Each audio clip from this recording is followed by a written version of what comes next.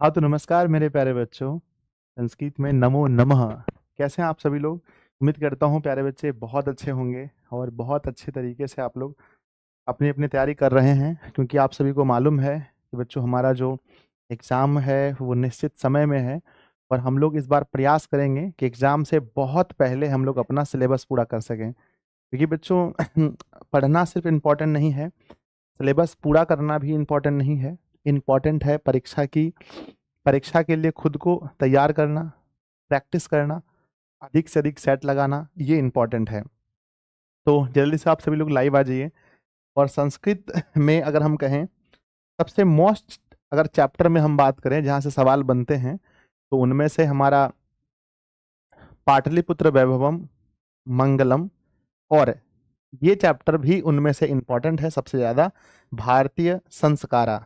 भारतीय संस्कारा चैप्टर अपने आप में बहुत बहुत बहुत ही ज़्यादा इम्पोर्टेंट है।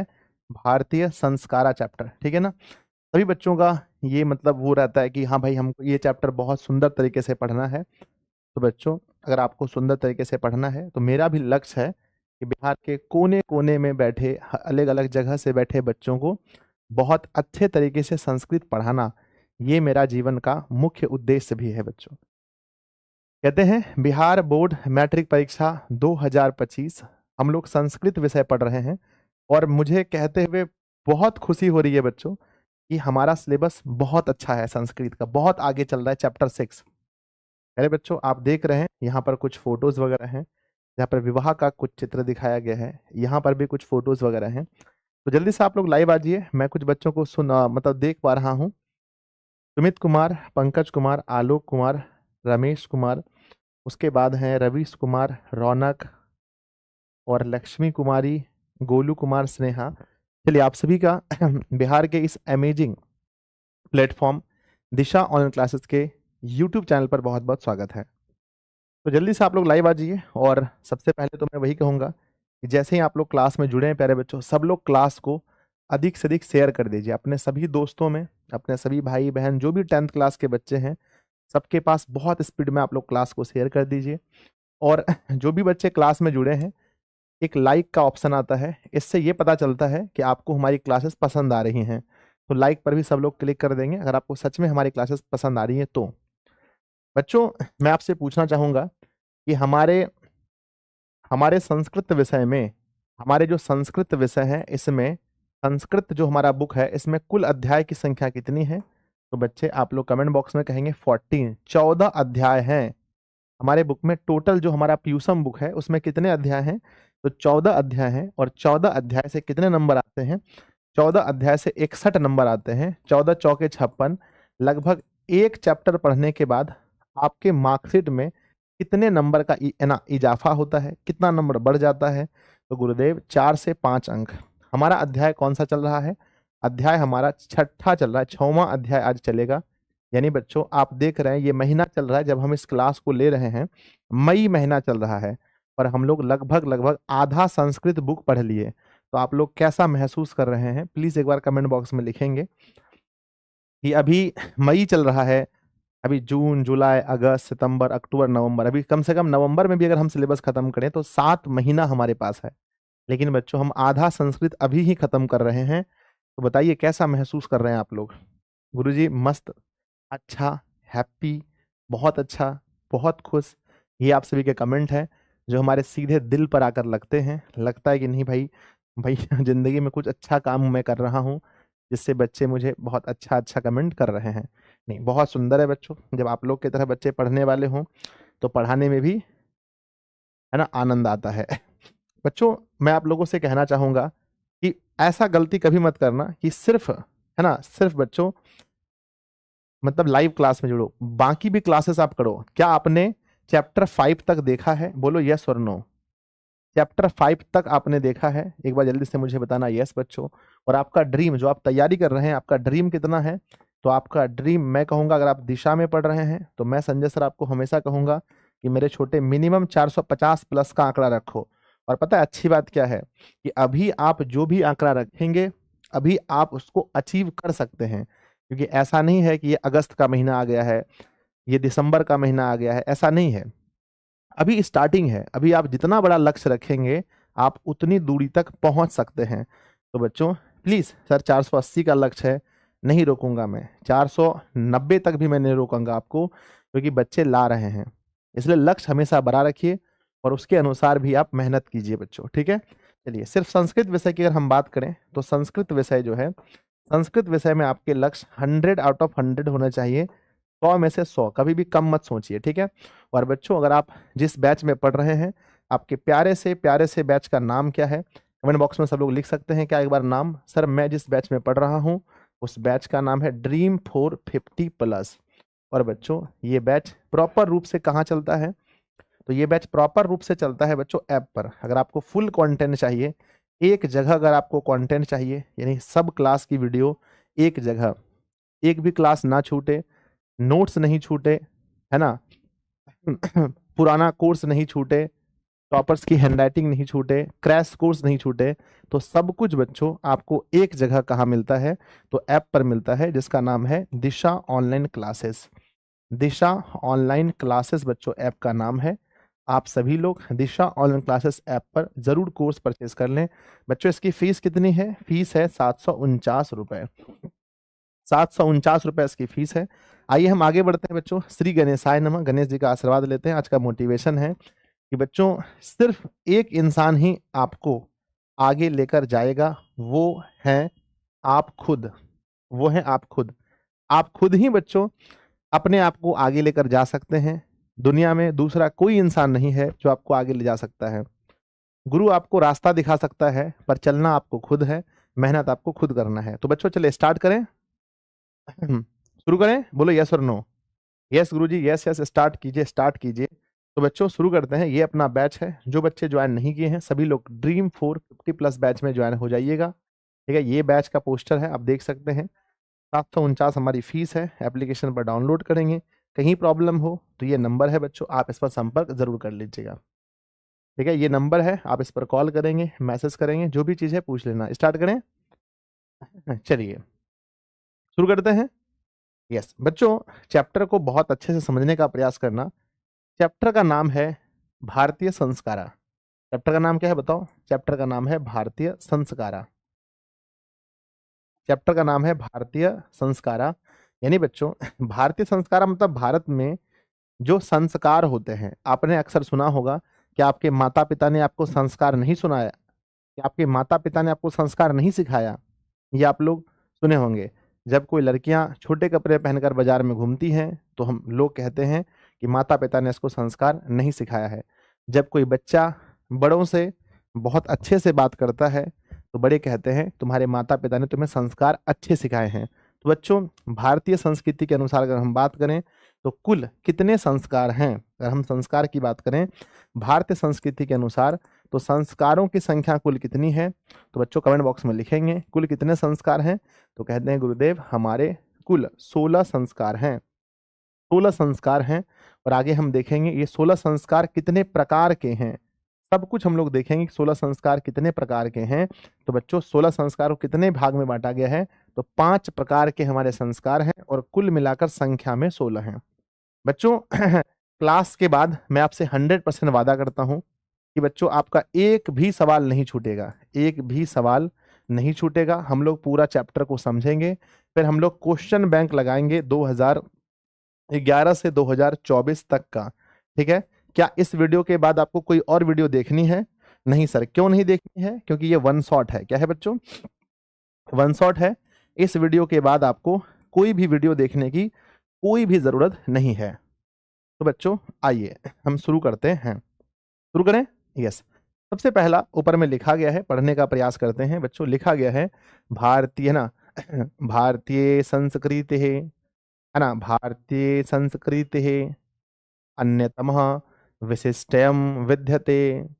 कहते हैं बच्चों कि भारत की, है ना, भारत की जो संस्कृति है, लिखा है भारतीय संस्कृति अन्यतमम विशिष्टम विद्यते, यानी भारत की संस्कृति जो है अत्यंत विशिष्ट है। बच्चों पूछा जाएगा कहाँ की संस्कृति अत्यंत विशिष्ट है, कमेंट बॉक्स में लिख दीजिएगा।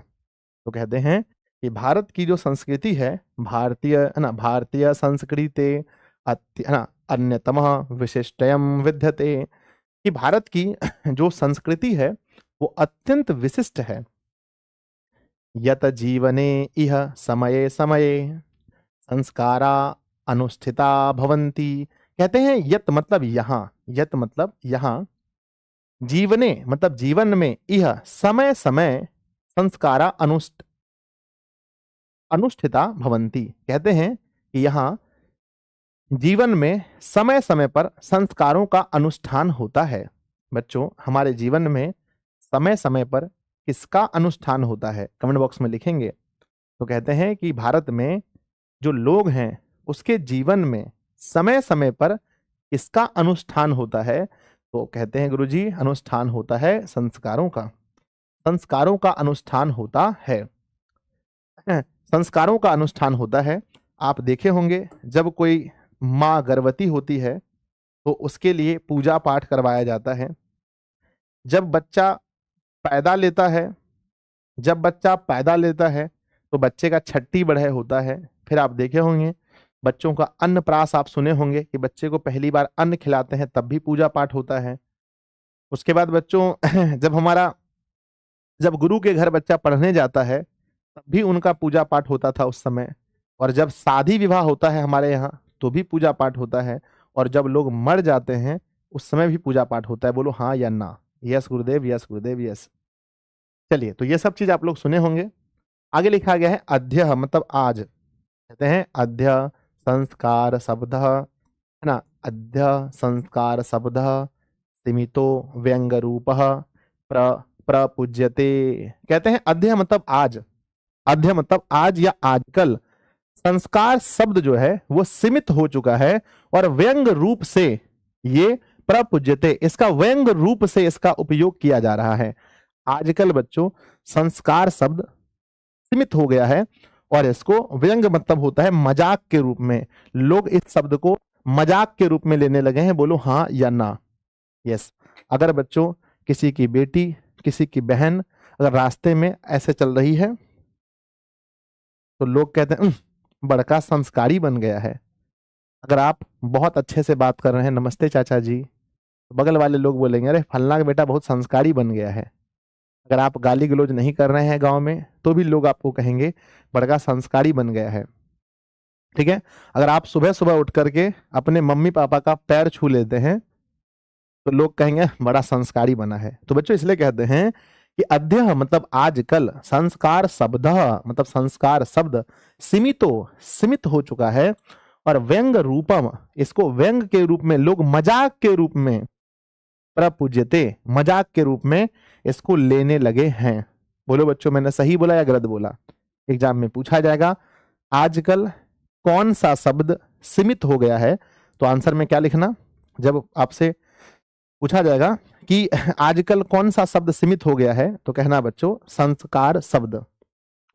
कहा गया है किंतु, किंतु बच्चों सुनिएगा, किंतु किंतु किंतु संस्कृत है ना, किंतु संस्कृते है ना उपकरणम मिदम, संस्कृते उपकरणम मिदम भारतस्य व्यक्तित्वम रचयति रचयति। लेकिन कहते हैं कि जो हमारी संस्कृति है ना, कहते हैं किंतु जो हमारी संस्कृति है उसका उपकरण भारतस्य व्यक्तित्वम रचयति। कहते हैं कि मेरे बच्चे, कहते हैं कि संस्कृते उपकरणम मिदम भारतस्य व्यक्तित्वम रचयति। लेकिन कहते हैं कि हमारी जो संस्कृति है उसमें संस्कार उपकरण है। संस्कार क्या है? उपकरण है, जिससे क्या हो रहा? भारतस्य मतलब भारत का व्यक्तित्व रचयति, भारत का व्यक्तित्व। आज बच्चों अगर आप देखेंगे तो अन्य देशों में भारत खास क्यों है? आप मुझे बताइए कि भारत में ऐसी क्या बात है जो अन्य देशों से भारत खास है? हमारे देश में संस्कृति है बड़ों के सामने नमस्ते कहने का।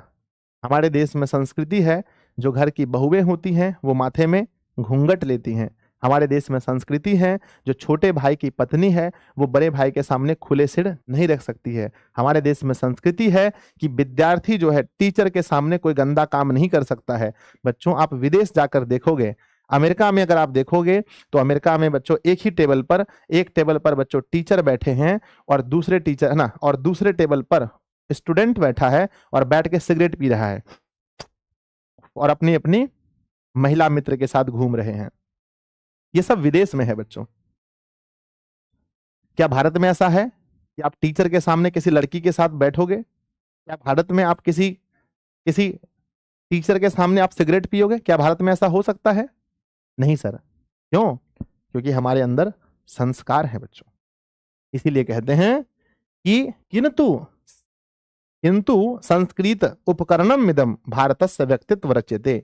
कहते हैं लेकिन भारत का जो व्यक्तित्व की रचना है, भारत के लोगों की बोलिए या भारत की बोलिए, जो व्यक्तित्व की रचना है उसका उपकरण क्या है बताइए? तो गुरुजी इसका उपकरण है हमारा संस्कार।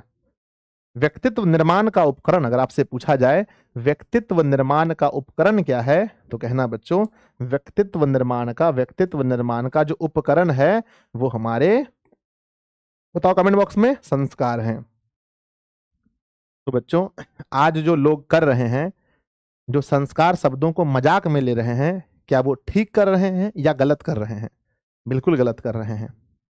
आगे लिखा है बच्चों, पढ़ने का बात है, आगे लिखा गया है कि विदेश में निवसंतो भारतीय संस्कारान प्रति उन्मुखा जिज्ञासवाश्च। कहते हैं बच्चों विदेशे निवासितो, कहते हैं कि विदेश में रहने वाले, विदेशे मतलब विदेश में, निवासितो रहने वाले भारतीय संस्कार के प्रति उन्मुख और जिज्ञासावान हैं।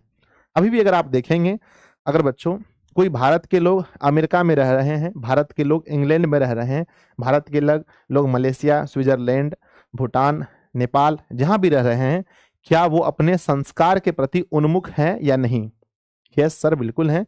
अभी भी देखेंगे तो लोग अमेरिका में भी हैं लेकिन वो छठ पूजा मना रहे हैं। लोग अमेरिका में भी हैं लेकिन अपने बड़ों का आदर कर रहे हैं। लोग अमेरिका में भी हैं तो अपने बच्चे के जन्मदिन पर पंडित जी को बुला करके पूजा पाठ कर रहे हैं। लोग अगर इंग्लैंड में भी हैं तो बच्चों इंग्लैंड में भी हैं तो मरने के बाद अंतिम संस्कार हो रहा है। लोग अगर मलेशिया में भी हैं तो शादी के टाइम में पूजा पाठ करवा रहे हैं। तो इसीलिए बच्चों कहते हैं कि विदेशे निवासंतो भारतीय संस्कारान प्रति उन्मुखा जिज्ञासा वाच्य, यानी कि जो भारतीय लोग विदेश में भी रह रहे हैं फिर भी वो अपने देश के प्रति, अपने देश के संस्कार के प्रति उन्मुख हैं। ठीक है, समझ गए? Yes sir, yes sir, yes sir. कहते हैं पाठे अस्मिन मतलब पाठ में, पाठे अस्मिन तेसाम संस्काराणाम संक्षिप्त परिचयो महत्वम निरूपितम। कहते हैं इस पाठ में, पाठे अस्मिन मतलब पाठ में, तेसाम संस्काराम संक्षिप्त परिचय महत्वम निरूपितम। कहते हैं पाठ में जितने भी हमारे संस्कार हैं सभी का संक्षिप्त परिचय है और उसके महत्व को बताया गया है। तो प्यारे बच्चों आप मुझे ये बताओ कि इस पाठ में किसका परिचय है? कमेंट बॉक्स में लिखेंगे इस पाठ में किसका परिचय है। तो गुरुदेव कहते हैं इस पाठ में किसका परिचय है? तो हमारे संस्कार का परिचय है, हमारे संस्कारों का परिचय है और वो भी संक्षिप्त में परिचय है। तो प्यारे बच्चों हम उम्मीद करते हैं कि आप लोग यहाँ से आराम से सारे सवाल को समझ गए होंगे। चलिए मैं आप लोगों से कुछ पूछना चाहता हूँ, प्लीज आप मुझे टेस्ट दीजिए बच्चों। सबसे पहला हम लोग क्या पढ़ रहे हैं? गुरुजी संस्कृत में कौन सा पाठ पढ़ रहे हैं? तो भारतीय संस्कारा पाठ कौन सा पाठ है? छठा पाठ है हमारा। बच्चों इस भारतीय संस्कारा पाठ में बच्चों अगर बताया जाए कि हमारे चरित्र निर्माण में सबसे इंपॉर्टेंट क्या है, सबसे महत्वपूर्ण क्या है, तो कहना संस्कार। क्या कहना बच्चों? संस्कार कहना। और भारतीयों के लिए अत्यंत विशिष्ट क्या है? भारतीयों के लिए अत्यंत विशिष्ट क्या है? तो कहना बच्चों संस्कार। संस्कारों की कुल संख्या कितनी है? तो बच्चों कुल संख्या है 16। और संस्कार को कितने भागों में बांटा गया है? तो कहना बच्चों 5 भागों में बांटा गया है। विदेश में रहने वाले भारतीय लोग भी किसके प्रति उन्मुख और जिज्ञासु हैं? किसके प्रति? तो कहना संस्कारों के प्रति। आजकल कौन सा शब्द सीमित हो गया है? और व्यंग के रूप में प्रयोग में लाया जाता है, तो कहना बच्चों संस्कार। क्या कहना? संस्कार।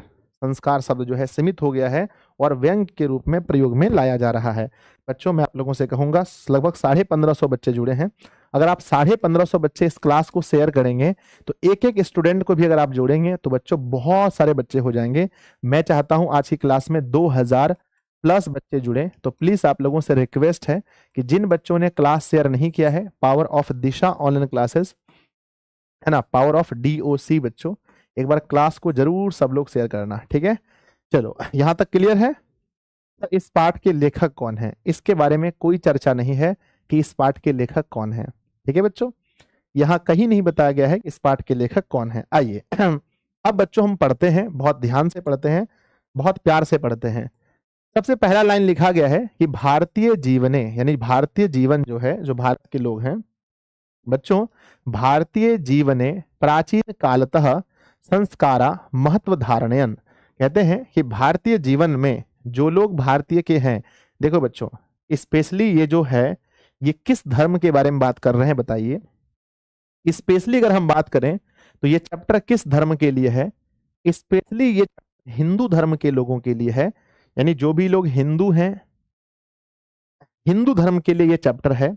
लेकिन बच्चों फिर भी जो भारत में मुस्लिम लोग भी रहते हैं उनमें भी आप संस्कार देखेंगे। क्या मुस्लिम लोग जो होते हैं वो लोग भी बच्चों संस्कारों को मनाते हैं, पर वो अपने तरीके से मनाते हैं।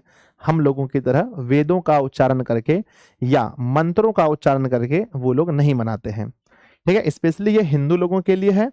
लेकिन बच्चों मुस्लिम लोग भी मनाते हैं, लेकिन वो लोग अपने तरीके से मनाते हैं। जो कार्य हमारे यहाँ पंडित करते हैं उनके यहाँ मौलवी साहब करते हैं, ठीक है ना। आ जाओ, कहते हैं कि भारतीय जीवने, मतलब भारतीय जीवने प्राचीन कालतः संस्कारा महत्व धारण। तो बच्चों कहते हैं कि संस्कारों का महत्व भारतीय जीवन में क्या अभी से है या प्राचीन काल से है? कब से है बच्चों?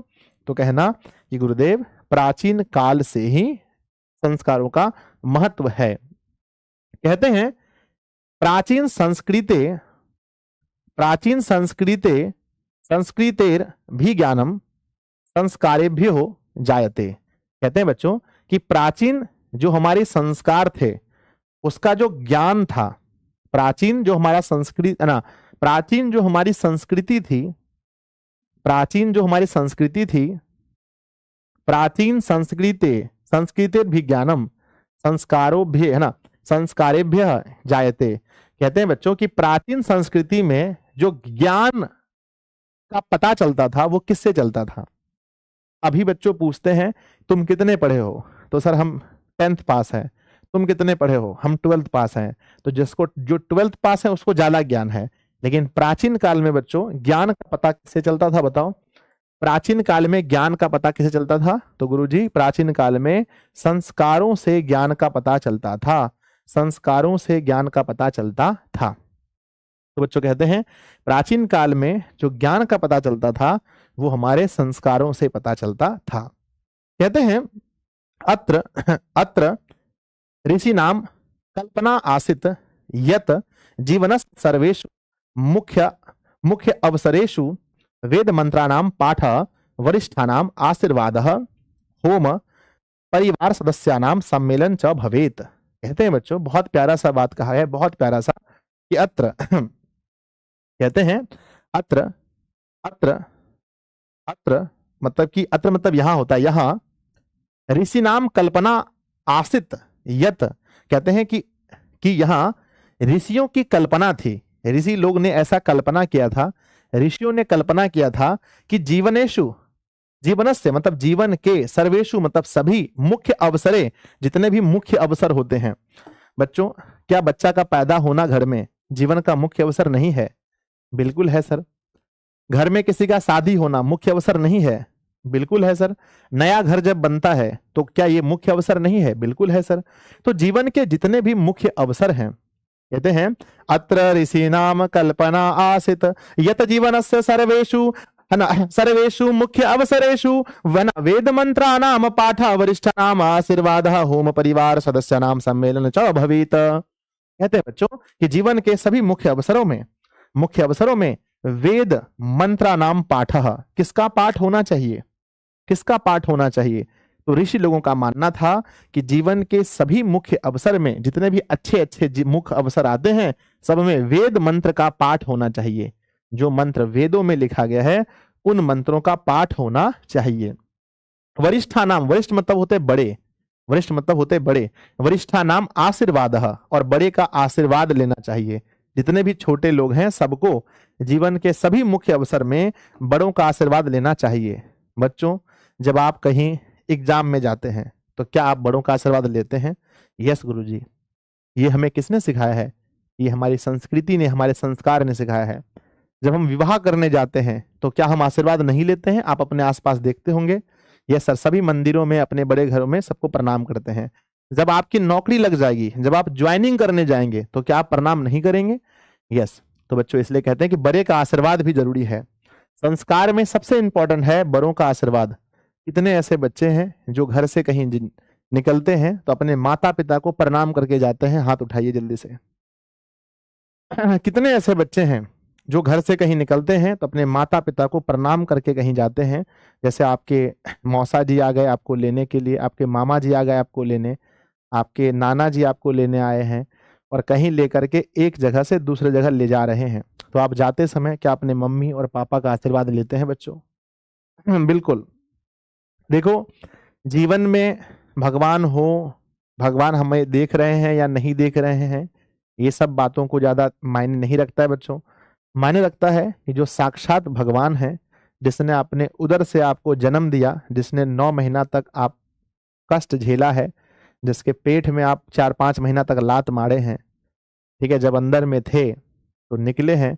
तो सबसे पहला बच्चों, आज लोग कहते हैं कि माई लाइफ माई डिसीजन। आज लोग कहते हैं कि माई लाइफ माई डिसीजन। जब पैदा लिए थे तो इतनी ठोका थे, और उस समय अगर एक थप्पड़ मार देता तो मर जाते। उस समय आपका लाइफ नहीं था, उस समय आपका डिसीजन नहीं था। लेकिन जैसे ही लोग बड़े होते हैं, 15 जैसे ही 20 साल के हो गए, लड़कियां लोग भी देखेंगे माई लाइफ माई डिसीजन, वो किसी को साथ लेके भाग जाते हैं। आजकल अक्सर देखते हैं बच्चों। सबसे मुझे दुख लगता है जब मैं इस घटना को सुनता हूँ कि फल्लमा का बेटी फल्लमा के बेटा के साथ भाग गया। कि सुन करके ऐसा लगता है जैसे करेजा जो है ना वो कट जाता है, जैसे लगता है कि इस दुनिया में मतलब कि वो चीज हो गया। क्यों? और फिर जाकर के लड़की अपने पापा के खिलाफ बोलती है कि देखिए मेरे हम इनसे बहुत मोहब्बत करते थे, बहुत प्यार करते थे, मेरे मम्मी पापा हम लोग को मिलने नहीं दिए, इसलिए हम भाग के शादी कर रहे हैं। तो वही कहते हैं मेरे बच्चे कि माई लाइफ माई डिसीजन नहीं है बच्चों। उन्होंने आपको पैदा किया है। आप सोचिए जब छोटे थे तो आपको जब चलना भी नहीं आता था, उस समय आपको खिलाना पिलाना नहलाना, टॉयलेट वायलेट सब कुछ होता था। इसीलिए बच्चों याद रखना हमेशा कि जिसने आपको जन्म दिया है उसको कभी मत भूलना। बच्चों, मेरा ऑफिस, मैं ऐसा नहीं कि मैं अपनी बड़ाई कर रहा हूं, मैं आपको वही बीज देना चाह रहा हूं जो मेरे अंदर है। मैं चाह रहा हूं ये चीज आप में ट्रांसफर हो जाए। बच्चों, मेरा ऑफिस बहुत दूर नहीं है, 50 किलोमीटर दूर है मेरे घर से। मैं जब भी घर आता हूं तो जैसे ही मैं घर पहुंचता हूं ऑफिस से, जैसे ही वापस जाता हूं घर, तो माँ को पापा को प्रणाम करता हूं। और जब मैं वापस वहां से आता हूं फिर माता पापा मम्मी पापा को प्रणाम करके आता हूं। कम से कम किसी को करो या ना करो, भैया हैं उनको करो नहीं करो, भाभी हैं हुआ या नहीं, कोई दिक्कत नहीं है। इंपॉर्टेंट है मम्मी पापा। दो लोग ऐसे हैं दुनिया में जो बच्चों आपके साथ तब भी रहेंगे जब आपके पास कुछ नहीं रहेगा, और आपके साथ तब भी रहेंगे जब आपके पास सब कुछ होगा। तो दो इंसान को बहुत ज्यादा।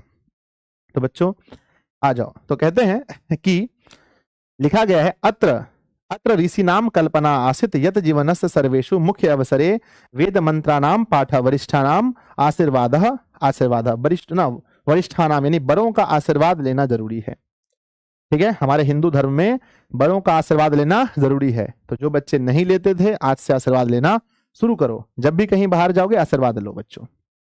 कहते हैं होम, और होम आप लोग देखे होंगे हिंदू धर्म में इस तरह से, और होम का होना, होम परिवार सदस्यानाम सम्मेलनम सम्मेलन मतलब होता है इकट्ठा होना। और बच्चों परिवार का इकट्ठा होना, आप देखते होंगे घर में किसी बच्चा पैदा होता है, किसी का छठी बड़े होता है, तो आपके सब फैमिली एक जगह आ जाते हैं। आपके भैया, आपकी मौसी, आपके फुफ्फा जी फुफ्फू जी, आपके मतलब कि दूर दूर के रिश्तेदार सब एक जगह होते हैं या नहीं होते हैं? हाँ सर, घर में बच्चा जन्म होता है छठी बड़े में, सब लोग एक जगह हो जाते हैं। घर का गृहवास होता है, सब लोग एक जगह हो जाते हैं। घर में शादी होती है, पूरा फैमिली एक जगह हो जाता है। तो बच्चों कहते हैं कि कहा गया था, ऋषि लोगों की ऐसी कल्पना थी कि जब भी जीवन में हमारे मुख्य अवसर होंगे, जब भी कुछ मुख्य अवसर होगा, तो उस समय पहली बात क्या होगा बताइए? सबसे पहले वेद मंत्र का उच्चारण होगा। नंबर दूसरा बोलो, दूसरा बड़ों का आशीर्वाद लिया जाएगा। तीसरा बोलो, तीसरा होम होगा, यानी कि होम। किस तरह से? होम जाप होगा बच्चों। देखो ये बात अलग है कि आजकल कुछ नए नए पंडित जी बन गए हैं, अच्छे से नहीं करते हैं, लेकिन इन सब का महत्व है। क्या बच्चों आपको लगता है कि ये होम जाप सब फेक है? बहुत सारे लोग कहते हैं कि ये सब पाखंड है। बहुत सारे लोग क्या कहते हैं? ये सब पाखंड है। नहीं बच्चों, ये सब बिल्कुल ही पाखंड नहीं है, पर लोग अच्छे होने चाहिए, जिसको नॉलेज हो इन सभी के बारे में कि कैसे होम जाप होता है। तो होम और परिवार सदस्य का सम्मेलन जरूरी है।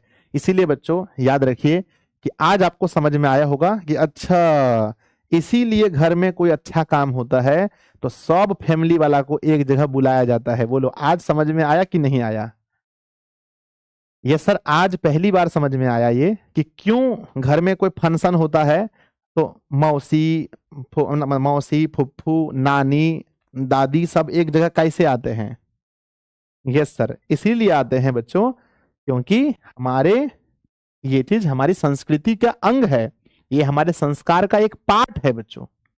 ठीक है, चलो आगे बढ़ते हैं। नेक्स्ट, समझ गए तो यस लिखकर भेजिए, यस लिखकर भेजिए समझ गए तो। या मेरे बच्चे अगर आपको और है ना, और मेरे बच्चे दिल बनाकर भेज दीजिए, दिल बनाकर भेजिए। गुरुदेव एकदम समझ में आया, आप जो भी पढ़ा रहे हैं समझ में आ रहा है। कहते हैं बच्चों, आगे लिखा गया है, बहुत सीधे शब्दों में लिखा गया है, बहुत प्यारे शब्दों में। कहते हैं तत सर्वे संस्कार है ना, संस्कारान है ना, संस्कारानाम अनुष्ठाने संभवती। और कहते हैं तत् सर्वे संस्कारानाम अनुष्ठाने भवती। और इस प्रकार से जितने भी संस्कार हैं सभी का अनुष्ठान इसी तरह होता है। कैसे होता है? तो वेद मंत्र, हिंदू धर्म की हम बात करते हैं, वेद मंत्रों का उच्चारण जो पंडित जी करते हैं, नंबर 1।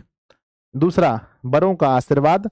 मेरे बच्चे आप पंडित जी से पूजा पाठ करा लीजिए और अपने बड़ों का आशीर्वाद मत लीजिए, मम्मी पापा का पैर मत छूइए। क्या वो सफल हुआ? नहीं। तो हमेशा याद रखना बच्चों कि आप चारों धाम की यात्रा करके आ जाइए, अगर आप अपने मम्मी पापा का पैर नहीं छूते हैं तब समझिए बच्चों वो चारों धाम की यात्रा आपकी विफल हो गई, वो 0% सफल हुआ। कहते हैं बच्चों तत् सर्वे संस्काराणाम अनुष्ठाने संभवती, तब जाकर के सभी हमारे जो भी संस्कार हैं उनके अनुष्ठान संभव होते हैं, पूरा होते हैं। कहते हैं एव संस्काराम महत्वम धारयन्ति, एव संस्काराम महत्वम धारयति। और कहते हैं बच्चों कि एव संस्काराम महत्वम धारयति, तब जाकर के वो संस्कार महत्व को धारण करता है बच्चों। क्या करता है? जब आप ऐसा करते हैं तब आपका जो संस्कार है उसका कोई महत्व होता है। उसका कोई महत्व तब होता है जब आप ये सब करते हैं, यानी वेद मंत्र का उच्चारण करते हैं, बड़े लोगों का आशीर्वाद लेते हैं, होम जाप कराते हैं, परिवार के सभी लोग एक जगह शामिल होते हैं। ठीक है, चलो आगे बढ़ते हैं बच्चों। आगे क्या लिखा है? कहते हैं किंच मतलब होता है कुछ। कहते हैं किंच मतलब होता है कुछ। किंच संस्कारस्य मौलिक अर्थ परिमार्जन रूपे गुणाधान रूपश्च न विस्मर्यतः, है ना। क्या लिखा है? विस्मर्यते। कहते हैं बच्चों कुछ संस्कार के मौलिक अर्थ, कुछ संस्कार के मौलिक अर्थ परिमांज रूपा, परिमांज रूप मतलब होता है हटाना बच्चों, है ना। गुण धान, है ना, गुणा धान रूपश्च न विस्मते। कहते हैं बच्चों कुछ संस्कार ऐसे हैं, हमारे कुछ संस्कार ऐसे हैं जिसका बहुत ही ज्यादा मौलिक अर्थ है। यानी बच्चों कुछ कुछ ऐसे संस्कार हैं हमारे जीवन में, जैसे आप बताइए मुझे कि लोग शादी में पंडित से पूजा क्यों कराते हैं, पंडित जी से पूजा क्यों कराते हैं? लोग पागल हैं या सही में उसका कोई मतलब है? लोग बच्चा जन्म लेने पर छठी बढ़ाई क्यों कराते हैं? लोग पागल हैं या उसका कुछ महत्व है?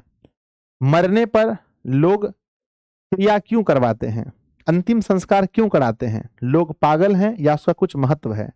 तो गुरुदेव, लोग पागल नहीं हैं, उसका कुछ महत्व है, क्योंकि यहाँ लिखा गया है इस बात को, यहाँ पर लिखा गया है कि किंच मतलब कुछ, संस्कारस्य मौलिक अर्थ, कुछ संस्कार ऐसे हैं जिसका मौलिक अर्थ है बच्चों, सही में अर्थ है। परिमार्जन रूपे है, परिमार्जन रूपे गुण है ना, गुण गुणाधान रूप है ना, रूपश्च न वृषम्यतः, कुछ ऐसे हैं, कुछ ऐसे संस्कार हैं जिससे व्यक्ति में गुण धारण होता है, गुण धारण होता है। इसलिए बच्चों, और जितने भी अवगुण है, जितने भी बुराई हैं, उसको वो दूर होते हैं। तो संस्कार का मेनली कारण क्या है बच्चों? संस्कार का, जो भी संस्कार हम लोग करते हैं, इसका दो ही फायदा है। दो फायदा क्या है कि जो अच्छे गुण हैं, गुण बढ़ेगा, प्लस प्लस होगा, गुण बढ़ेगा, और जितने दोष हैं, जितनी कमियां हैं, वो सब क्या होगा बताओ? घटेगा। तो बच्चों, संस्कार का मुख्य रूप से अगर हम देखें तो दो ही चीज है, एक है बच्चों गुण बढ़ता है और दूसरा दोष कम होता है। तो बच्चों कहते हैं अतः, लिखा गया है कि अतः संस्कारः मानवस्य क्रमशः परिमार्जने दोषानयने गुणाधाने च योगदानम कुर्वन्ति। अतः बच्चों, अतः संस्कार जो है मानव के क्रमशः परिमार्जने दोषा है ना, दोषापयने मतलब कि परिमार्जने मतलब दोष को हटाने में, गुणाधाने गुणाधाने गुण को धारण करने में, च योगदानम कुर्वन्ति, तो जो संस्कार है बच्चों, वो बुरे दोष, जो हमारे अंदर बुरी आदतें हैं, उसको हटाने में, और जो अच्छी आदतें हैं उसको ग्रहण करने में मदद करते हैं। बोलो यस और नो। समझ में आया बच्चों? Yes sir. बच्चों, संस्कार मुख्य रूप से हमें यही सिखाता है कि हमारे अंदर जितने भी अवगुण हैं, बच्चों मान लीजिए कि आपका कोई अच्छा काम है जो होने वाला है, आप कहीं जमीन खरीदने वाले हैं, समझिए ऐसे, और आपका वो जमीन में कुछ बाधा लगा है, आप नहीं खरीद पा रहे हैं। लेकिन बच्चों, क्यों क्यों नहीं खरीद पा रहे हैं? क्योंकि आपके ऊपर दोष मंडरा रहा है, और आप जैसे ही पूजा कराते हैं, जैसे ही बड़ों का आशीर्वाद लेते हैं, जैसे ही घर में आप वो क्या बोलते हैं उसको, होम जाप करवाते हैं, तो आपका फिर वो जमीन आसानी से आप खरीद लेते हैं। तो इसका मतलब क्या है कि जब हम संस्कार करते हैं, संस्कारों का पालन करते हैं, तो हमारे जो दोष हैं वो खत्म हो जाते हैं और गुण आ जाते हैं। तो प्यारे बच्चों, बोलो समझ में आया? इसलिए बच्चों, आप अपने धर्म पर हमेशा हमें गर्व होना चाहिए। आप जिस धर्म से हैं, आप हिंदू धर्म से हैं, हिंदू धर्म में गर्व कीजिए, आप मुस्लिम धर्म के हैं, आप मुस्लिम धर्म पे गर्व कीजिए। जो भी धर्म है आपका, हमेशा अपने धर्म पर गर्व होना चाहिए। तो बच्चों, क्या आपको अपने धर्म पर गर्व है? बोलो यस और नो। यस, अपने धर्म पर हमेशा गर्व कीजिए बच्चों, ठीक है? हम ये कभी नहीं बोलेंगे कि आप वो धर्म के आधार पर भेदभाव कीजिए, पर हाँ, हम ये कहेंगे कि आपका जो भी धर्म है, अपने धर्म पर हमेशा गर्व कीजिए कि मेरा धर्म बहुत सुंदर है, बहुत अच्छा है, ठीक है? हमेशा गर्व कीजिए। हम नफरत नहीं करने बोलते हैं, गर्व करने बोलते हैं। तो बच्चों, आप समझ गए होंगे कि तत् सर्वे संस्कार अनुष्ठाने संभवति, तब जाकर के सभी संस्कार का अनुष्ठान संभव होता है। एवं संस्कार महत्वम धारयन्ते, और संस्कारों का महत्व धारण होता है। कहते हैं कुछ संस्कार मौलिक हैं, जो बच्चों हमारे गुण को ग्रहण करने में और दोष को हटाने में काफी मदद करता है। तो बच्चों, क्या हम आगे बढ़ जाएं? यस सर, आगे बढ़िए। नेक्स्ट, अब यहां से बहुत बहुत बहुत इंपॉर्टेंट है, यहां से बहुत इंपॉर्टेंट है। कहते हैं संस्कारः प्रायेण पंचविधा सन्ति, संस्कार कितनी विधि से हैं? संस्कार जो हैं वो कितने विधि से हैं बताइए? तो कहते हैं बच्चों, सब लोग क्लास को शेयर करेंगे, सब लोग क्लास को शेयर करेंगे। मैंने बोला है आज 2000 बच्चे क्लास में जुड़ने चाहिए, तो दम लगा करके बच्चों, सब लोग दम लगा दो, पूरी ताकत लगा दो। कहते हैं गुरुदेव, यहां से अब यहां से क्वेश्चन बनना शुरू हो गया। संस्कारा प्रायेण पंचविधा सन्ति, कहते हैं संस्कार जो है प्रायेण प्रायेण प्रायेण पंचविधा सन्ति, जो संस्कार हैं वो 5 प्रकार के हैं। विधा मतलब होता है, विधि मतलब होता है प्रकार। पहला है बच्चों, पहला है जन्म पूर्वस्त्र, यानी कि जन्म पूर्वास्त्र मतलब जन्म से पहले, जन्म पूर्व। दूसरा शेषवा, है ना, माफ कीजिएगा, जन्म पूर्वास्त्र, त्रय मतलब होता है 3, त्रय मतलब होता है 3। तो जन्म से पहले कितने संस्कार हैं बच्चों? यहां लिखा है जन्म पूर्वास्त्रह, त्रह मतलब होता है 3, तो जन्म से पहले कितने संस्कार होते हैं? जन्म से पहले होते हैं 3 संस्कार।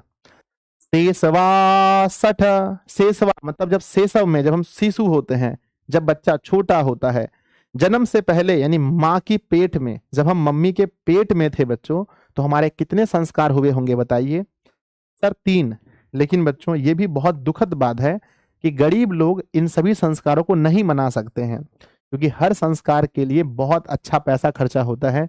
पंडित जी को बुलाना, पूजा का सामान मंगाना, आसपास के लोगों को भोज खिलाना, इतना संभव नहीं होता है, इसलिए गरीब घर में इतना नहीं हो पाता है बच्चों। तो कहते हैं जन्म पूर्व संस्कार 3 हैं, और यहाँ लिखा गया मेरे बच्चे शेषवा सठ, सठ मतलब होता है 6, तो शेषवा अवस्था के कितने संस्कार हैं? तो 6 संस्कार हैं जब हम बच्चे रहते हैं, तो छोटे में। कहते हैं शेखना, शैक्षणिक पंच, और शैक्षणिक संस्कार कितने हैं? जब हम पढ़ने के लिए स्टार्ट करते हैं, जब हम पढ़ना शुरू कर देते हैं, तो हमारे शैक्षणिक संस्कार कितने हैं? तो गुरुदेव शैक्षणिक संस्कार की संख्या 5 है। शैक्षणिक संस्कार 5 है।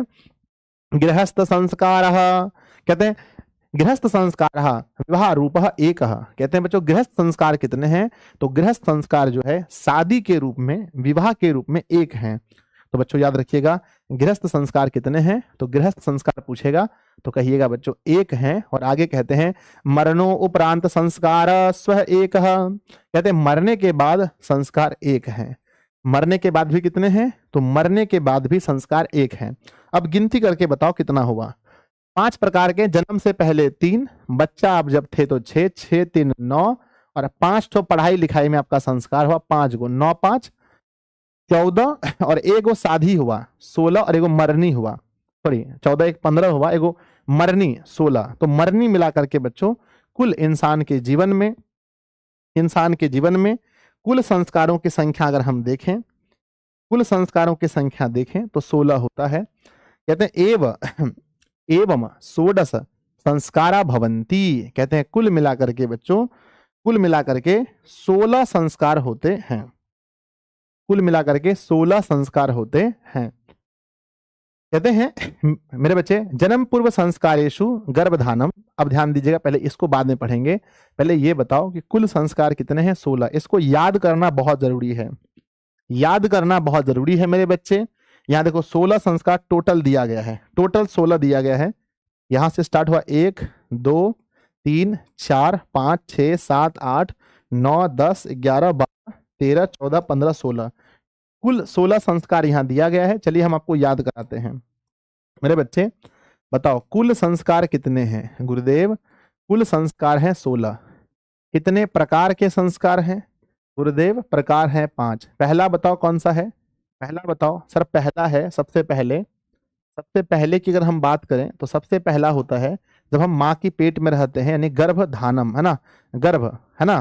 सबसे पहला संस्कार क्या होता है? सबसे पहला होता है जन्म पूर्व, माफ कीजिएगा, जन्म पूर्व, यानी जन्म से पहले। जन्म पूर्व कितने होते हैं? तो जन्म पूर्व में 3 संस्कार हैं। उसके बाद शैशव अवस्था में कितने होते हैं? शैशवा अवस्था में कितने होते हैं? जब हम छोटे होते हैं तो शैशवा अवस्था में होते हैं, कुल मिलाकर के बच्चों 6, है ना। और शिक्षा जो होता है, शैक्षणिक कितने होते हैं? शैक्षणिक संस्कार कितने हैं, यानी शिक्षा संस्कार? तो शैक्षणिक संस्कार है 5। मेरे बच्चे गृहस्थ संस्कार कितने हैं? तो गृहस्थ जो है, गृहस्थ संस्कार है 1, और मरने के बाद जो होता है उसे अंत्येष्टि संस्कार कहते हैं। अंत्येष्टि संस्कार, अंत्येष्टि संस्कार कितने हैं? 1। तो मेरे प्यारे प्यारे बच्चों, कितने ऐसे बच्चे हैं जिसको ये डाटा याद रहेगा? क्योंकि यहां से 2 नंबर आपके एग्जाम में 100% पूछा जाएगा, 1 या 2 तो फिक्स है, 100% यहां से 100% पूछा जाएगा। तो कितने बच्चे हैं जिसको ये बात याद रहेगा कि सर कुल जो है हिंदू धर्म में कुल संस्कारों की संख्या 16 है, जो 5 भागों में 16 संस्कार को बांटा गया है। पहला संस्कार, पहली अगर हम बात करें तो जन्म से भी पहले है जो कि 3 है, शैशवा अवस्था में 6 है, शैक्षणिक अवस्था में 5 है, विवाह संस्कार यानी गृहस्थ जीवन के संस्कार हैं 1, और मरने के बाद मरनी होता है उसको बोलते हैं 1। तो कुल हमारे 16 संस्कार हैं। क्या आप याद कर लिए? तो एक बार दिल बनाकर भेजेंगे गुरुदेव मुझे 16 संस्कार याद हो गए। 16 संस्कार कैसे हैं? मुझे याद हो गए। और बच्चों मैंने देखा है कि आप लोग 1900 बच्चे लाइव हैं, पर लाइक की संख्या थोड़ी कम है, तो प्लीज आप सब लोग एक बार लाइक कर दीजिए। सब लोग क्लास को जल्दी से लाइक कर दीजिए। तो जितने बच्चे लाइव हैं उतने लाइक होने चाहिए। चलो मेरे प्यारे बच्चों को कुल 16 प्रकार सब याद हो गया, बहुत अच्छी बात है। अब चलिए, अब इन सभी संस्कार का नाम याद करना है। सोचो जरा सोचो, कितना कठिन होगा, याद नहीं करोगे तो कैसे टॉपर बनोगे, मुझे से पढ़ के याद कर लो ना। मेरे बच्चे आ जाओ, आपको याद करना पड़ेगा। तो याद करना पड़ेगा। तो कहते हैं बच्चों, जन्म पूर्व संस्कारेषु, यानी जन्म पूर्व संस्कार में लिखा गया है लिखा गया है जन्म पूर्व संस्कारेषु, यानी जन्म पूर्व संस्कार में सबसे पहला है गर्भधानम। क्या है? सबसे पहला संस्कार का नाम है गर्भधानम। दूसरा है बच्चों, पहला है गर्भधानम, दूसरा है पुंसवनम, पुंसवनम, और तीसरा है सीमंतोन्नयनम। मेरे बच्चे लिखा है चेति त्रयो भवंती। ये तीन होते हैं और तीनों का नाम आपको याद करना पड़ेगा। सबसे पहला बोलो गर्भधानम, दूसरा पुंसवनम, और तीसरा सीमंतोन्नयनम। बहुत फेमस है। तो मेरे प्यारे बच्चों, जन्म पूर्व संस्कार कितने हैं गुरुदेव? जन्म पूर्व यानी जन्म से पहले, जन्म पूर्व अगर हम बात करें, जन्म पूर्व संस्कार की बात करें तो जन्म पूर्व संस्कार 3 हैं। बोलो कौन कौन सा है? सर सबसे पहला है, 3 संस्कार हैं। सबसे पहला है गर्भधानम। गर्भधानम यानी माँ जब गर्भवती होती है, गर्भधानम। दूसरा बोलो, दूसरा पुंसवनम, पुंसवनम, पुंसवनम, दूसरा है पुंसवनम, और तीसरा है सीमंतोन्नयनम। तो मेरे प्यारे बच्चों, 3 संस्कार हैं। पहला है हमारा गर्भधानम, दूसरा है पुंसवनम, और तीसरा है सीमंतोन्नयनम। बच्चों गर्भधानम कब होता है संस्कार? बोलो गर्भधानम संस्कार क्यों होता है? अब आगे पढ़ेंगे।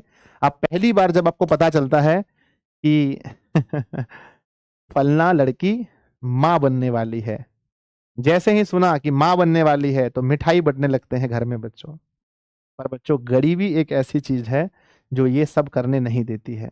हम लोगों के घर में बच्चों जब हम बचपन में थे तो एक ये सब संस्कार एक को नहीं हुआ होगा। आपको लगता है, किसको किसको लगता है कि उसके घर में ये संस्कार हुआ है? एक बार हाथ उठाओ जल्दी से। जो थोड़ा पैसा वाले होंगे आपके घर में हुआ होगा। नहीं तो बच्चों बोला हाँ माँ बनने वाली, फलनवा माँ बनने वाली। अच्छा ठीक है, कोई मिठाई फिठाई नहीं बंटता है मेरे बच्चे। लेकिन अमीर घर में देखेंगे तो जैसे ही सुनते हैं माँ बनने वाली है, तुरंत मिठाई खिलाओ बच्चों फटाफट से। तो कहते हैं पहला गर्भधानम में होता है। गर्भधानम तब होता है जब औरत गर्भवती होती है। दूसरा पुंसवनम क्यों होता है? पुंसवनम, पुंसवनम होता है मेरे बच्चे, पुंसवनम संस्कार जो होता है, ये जो होता है ना, गर्भधानम होता है गर्भ की रक्षा के लिए, गर्भ की रक्षा, सॉरी बच्चों, गर्भ की रक्षा के लिए ये होता है। ये गर्भधानम संस्कार किस लिए होता है कि जो अगर बच्चों माँ गर्भवती हुई है तो उसका बच्चा पेट में सुंदर रहे, अच्छा रहे, मरे नहीं, गर्भ की रक्षा के लिए। और पुंसवनम का मतलब होता है कि जो पेट में बच्चा है, बच्चा संस्कारी हो। ऐसा नहीं कि बच्चा बाहर निकल करके, है ना, बच्चा बाहर निकल करके लोगों को गाली गलौज दे। तो बच्चा संस्कारी हो, इसीलिए कौन संस्कार होता है? बच्चा संस्कारी हो, इसीलिए बच्चों कौन सा संस्कार करते हैं? तो कहते हैं पुंसवनम संस्कार इसलिए होता है कि जो बच्चा माँ की पेट में है वो बच्चा संस्कारी हो, अच्छा बच्चा हो, और आगे सरलुच्चा हो। और नेक्स्ट बच्चों सीमंतोन्नयनम क्यों होता है? सीमंतोन्नयनम होता है माँ की प्रसन्नता के लिए, कि माँ जो है, माँ हमेशा प्रसन्न रहे, माँ हमेशा खुश रहे, जो प्रेग्नेंट महिला है उसकी खुशी के लिए। तो बच्चों आपसे पूछा जाएगा कि गर्भधानम संस्कार कौन से संस्कार में आता है? कहना गर्भधानम संस्कार किस संस्कार का अंग है? कहना गर्भधानम जन्म पूर्व होता है, पुंसवनम भी जन्म पूर्व होता है, और सीमंतोन्नयनम भी जन्म पूर्व होता है। गर्भधानम संस्कार क्यों किया जाता है? तो कहना गर्भ की रक्षा करने के लिए। पुंसवनम संस्कार क्यों किया जाता है? गर्भवती जो बच्चा पेट में है वो बच्चा संस्कारी होने के लिए। और सीमंतोन्नयनम क्यों होता है? कि माँ जो बच्चे को पाल रही है उसको दर्द नहीं हो, ज्यादा माँ चिल्लाए नहीं, चीखे नहीं, प्रसन्न रहे, हैप्पी रहे बच्चों। हाँ, आप लोग बताइए, आप लोग जब शादी कीजिएगा, लड़का लोग आप लोग से पूछ रहे हैं, तो आप लोग अपना पत्नी का ये तीनों ठो कौन कौन कराएगा? हाथ उठाओ। कौन कौन लड़का है जो अपना पत्नी का ये तीनों संस्कार कराएगा? जल्दी बताओ। जब आपकी पत्नी प्रेग्नेंट होगी तो कौन कौन है जो तीनों संस्कार कराएंगे? हाथ खड़ा कीजिए। लड़की लोग नहीं, लड़की लोग से नहीं पूछ रहे हैं, सिर्फ लड़का लोग से पूछ रहे हैं। अपनी पत्नी का ये तीनों संस्कार कौन कौन कराएगा? हमारे वो करेगा, मम्मी सुनेगी ना, ऐसा ऐसा मार मारेगी। ठीक है, 3 संस्कार देखो, जब बेटवा पेट में रहेगा 3 संस्कार तेरा कराना पड़ेगा, ठीक है, समझ लो। अब मम्मी तुमको मारेगी ना, ऐसा मुंह हो जाएगा। आ जाओ, आगे बढ़ो, ज्यादा नहीं बोलते, ठीक है, चलो आ जाओ मेरे बच्चे। लिखा गया है अत्र गर्भ रक्षा, पहला का है ना, पहला जो होता है फर्स्ट, पहला होता है गर्भ की रक्षा, यानी कि जो मतलब बच्चा मतलब गर्भ में रहे, गर्भ की रक्षा। गर्भस्थ संस्कार है ना, संस्कारारोपणम, जो गर्भस्थ है, जो गर्भ में बच्चा है उसके अंदर संस्कार आए। दूसरा इसलिए होता है कि बच्चा मतलब गर्भ की रक्षा हो। दूसरा संस्कार इसलिए होता है कि जो बच्चा है उसमें संस्कार उत्पन्न हो, अच्छे बच्चे हो सर। और तीसरा, गर्भस्थस्य प्रसन्नता चेति प्रायोजनम कल्पित असति, और गर्भस्थ जो महिला है वो प्रसन्न रहे, इसलिए तीसरा होता है। तो बच्चों, क्या आप समझ गए? जन्म पूर्व संस्कार को समझ गए? सर हम समझ गए। सर देखिए, जन्म से पहले 3 संस्कार होता है। पहला का नाम है, फर्स्ट का नाम है सर गर्भधानम। ये संस्कार इसलिए होता है कि जो बच्चा पेट में है उसकी रक्षा हो। दूसरा है पुंसवनम, ये संस्कार इसलिए होता है कि जो बच्चा पेट में है वो संस्कारी हो। तीसरा है सीमंतो नयनम, संस्कार इसलिए होता है कि माँ जो गर्भवती महिला है वो हमेशा हैप्पी रहे, हमेशा खुश रहे, प्रसन्न रहे। समझ गए? यस। आगे कहते हैं बच्चों, अब ये वाला जन्म से पहले खत्म, अब बच्चा जन्म ले लिया, जन्म से पहले वाला मामला खत्म। अब बच्चा कहाँ है? उलुलुलु, मेरा बच्चा, बच्चा जन्म ले लिया। जब बच्चा जन्म ले लिया अब क्या होगा? अब वो हो जाएगा शेषव, है ना, कहते हैं शेषव संस्कारेशु। अब शेषव संस्कार में अब बच्चा वहां से वापस आ गया है। अब बच्चा शेषव संस्कार में आ चुका है। शेषव संस्कार में सबसे पहले होता है जात कर्म, बच्चा का कौन सा जाति है। यानी जैसे ही बच्चा पैदा लिया तो पहले देखते हैं कि बच्चा लड़का है या लड़की। जाति का मतलब ये नहीं बच्चों, दुनिया में 2 ही जाति है। बोलो कौन कौन? दुनिया में 2 ही जाति है, एक है लड़की और एक है लड़का। ये मत सोचना कि ये बच्चा पैदा लिया तो देखें कहीं पुट्ठा उठा हुआ है तो ये यादव जी हो गए, और सीना चौड़ा है तो मान लीजिए वर्मा जी हो गए, शर्मा जी हो गए, गुप्ता जी हो गए, या फिर बलवान है बहुत तो यादव जी। ऐसा नहीं होना चाहिए। तो बच्चों, मतलब जात का मतलब ये मत समझिए कि यहाँ यादव पासवान चल रहा, नहीं। जात का मतलब ये है कि लड़का है या लड़की। तो सबसे पहले होता है जात कर्म, यानी कि एग्जाम में पूछा जाएगा जात कर्म संस्कार किस संस्कार के अंदर आता है, तो कहना शेषवा अवस्था। इससे यह पता चलता है कि बच्चा लड़का है या लड़की है।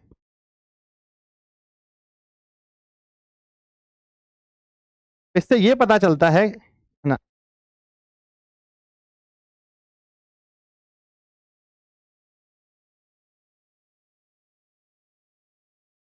लिए तो ये सुनना ना, इससे ये होता है कि बच्चा लड़का है या लड़की है। दूसरा संस्कार होता है बच्चों नामकरण। जैसे ही बच्चा पैदा लिया अब इसका नाम क्या रखा जाए। तो मेरे बच्चे बताओ आप लोग क्या क्या रखने वाले हो, जल्दी से। अपने अपने बच्चे का नाम कमेंट बॉक्स में लिखो जो आप लोग सोच रहे हो। ठीक है, तो पहला होता है, आपने देखा कि जन्म से पहले 3 संस्कार। पहला मैंने बताया आपको, पहला होता है गर्भधानम, यानी पेट का बच्चा सुरक्षित रहे। पुंसवनम, जो पेट में बच्चा है वो संस्कारी बने। सीमंतो नयनम, जो माँ है, जो प्रेग्नेंट महिला है वो हैप्पी रहे। सर मैं अपना बच्चा का नाम रखूंगा चिंटू, आयुष, आर्यन, कृष्णा, पलटू चाचा, प्रिया, मोनिका। अरे तुम लोग, मम्मी रहेगी तो बहुत पीटेगी, सुनो इधर आ जाओ, है ना। तो पहला बच्चों मैंने बोला कि अब बच्चा जब पैदा ले लिया, यानी कि बच्चा धरती पे आ गया, तो वो बच्चा शेषव कहलाता है। और शेषवा अवस्था में 6 संस्कार उसमें होने चाहिए। पहला संस्कार होता है बच्चों, पहला होता है जात कर्म। पहले उसकी जाति देखी जाएगी कि लड़का है या लड़की। दूसरा नामकरण, बच्चे का नाम होगा कि चिंटू मिंटू, मैं तो बच्चों मंगरू रखूंगा, क्या रखूंगा, मंगरू। तीसरा आता है ना, निष्क्रमण। क्या होगा, निष्क्रमण। निष्क्रमण का मतलब ये होता है मेरे बच्चे, निष्क्रमण क्या हो गया, निष्क्रमण शायद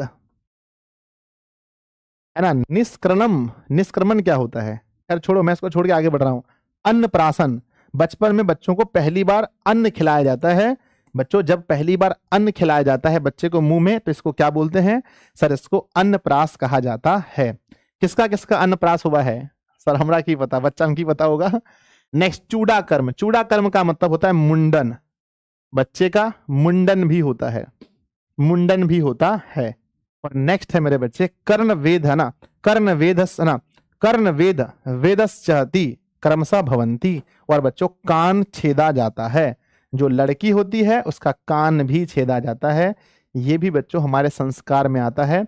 मुझे लगता है निष्क्रमण मतलब ये होगा मेरे बच्चे कि मतलब उसके नाभि को काट के निकाला जाता है, नाभि को मम्मी के पेट से काटा जाता है। तो मुझे लगता है ये निष्क्रमण मतलब वही हुआ कि जो नाभि होता है ना, वो जब बच्चा पैदा लेता है तो उसका वो लंबा ऐसा निकल जाता है तो उसको काटते हैं, उसी को निष्क्रमण कहा जाता है।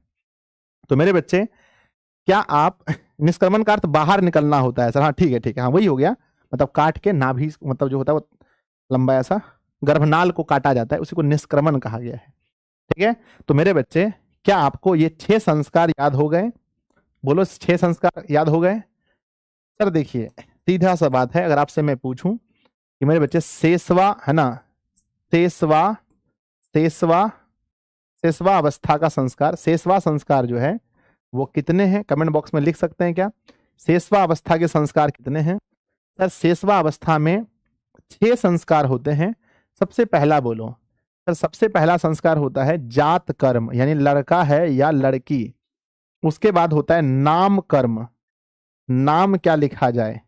उसके बाद होता है निष्क्रमण, निष्क्रमण मतलब उसको नाभि, है ना, निष्क्रमण, गर्भनाल काट के उसको निकाला जाता है, निष्क्रमण, निष्क्रमण।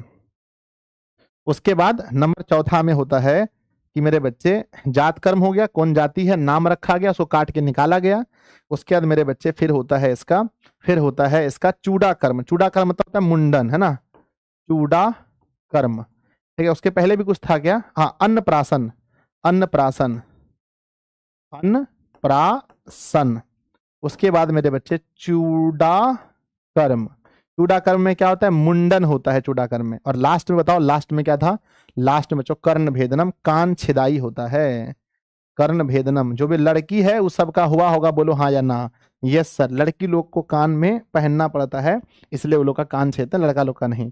जात कर्म में क्या डिसाइड होता है कि लड़का या लड़की, लड़का या लड़की। नाम कर्म में क्या होता है, रखा जाएगा, नाम रखा जाएगा।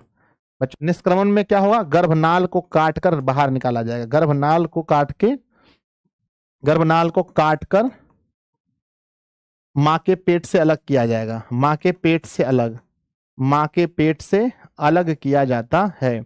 नेक्स्ट अन्नप्राशन में क्या होता है, पहली बार अन्न खिलाया जाता है, पहली बार अन्न खिलाया जाएगा, पहली बार अन्न खिलाया जाएगा। मेरे बच्चे बताओ चूड़ा कर्म में क्या होगा, चूड़ा कर्म में मुंडन, चूड़ा कर्म का मतलब मुंडन, टकला बनाया जाता है।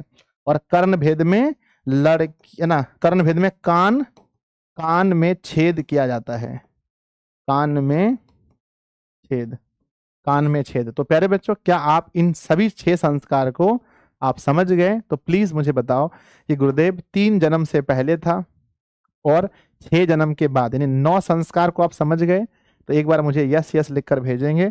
और अभी तक आप लोगों ने दोस्तों को शेयर नहीं किया तो जल्दी शेयर कीजिए, अब 2000 होने में मात्र 30-40 कम है। मैंने बोला था कि 2000 बच्चे आज क्लास में जुड़ने चाहिए, फटाफट सब लोग शेयर करेंगे स्पीड में।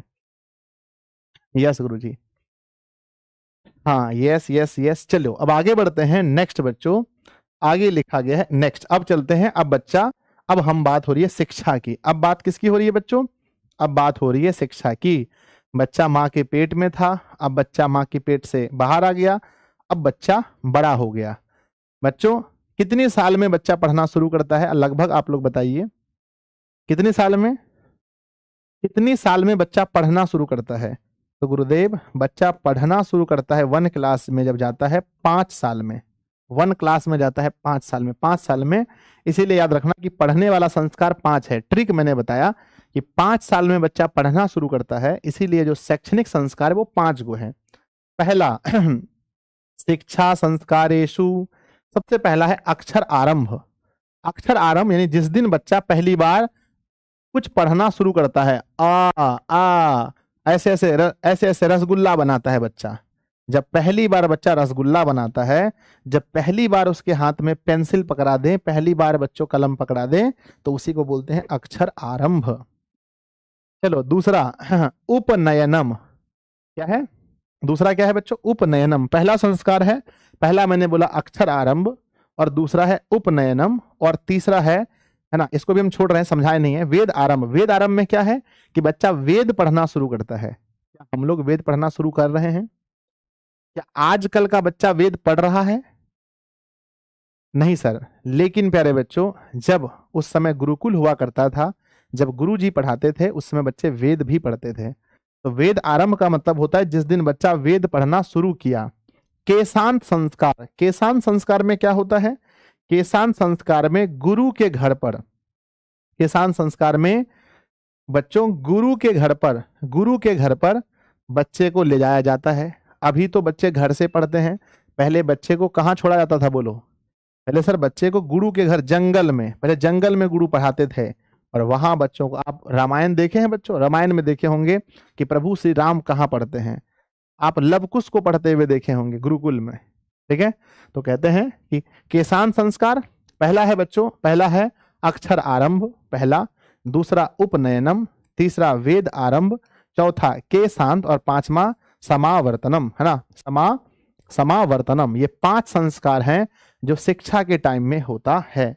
अब ये पांचों का हम अर्थ समझते हैं, क्या क्या है ना? लिखा है समावर्तनश्चति संस्कारा प्रकल्पितः, यानी 5 संस्कार होते हैं। अब ये 5 संस्कार में क्या क्या होता है इसको समझिएगा, समझते हैं। पहला है बच्चों अक्षर आरंभ।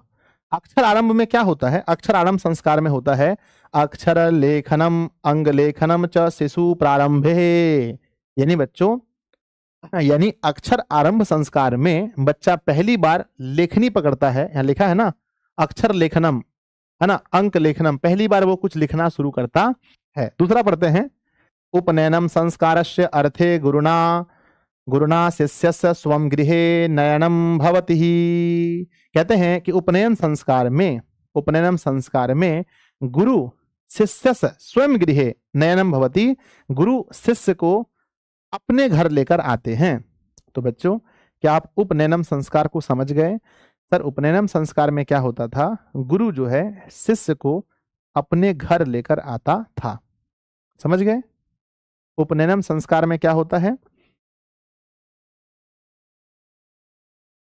ना? तो मेरे बच्चे कहते हैं कि उपनयनम संस्कार में होता है, उपनयनम संस्कार का अर्थ यह हुआ कि गुरु शिष्य को अपने घर लेकर आते हैं।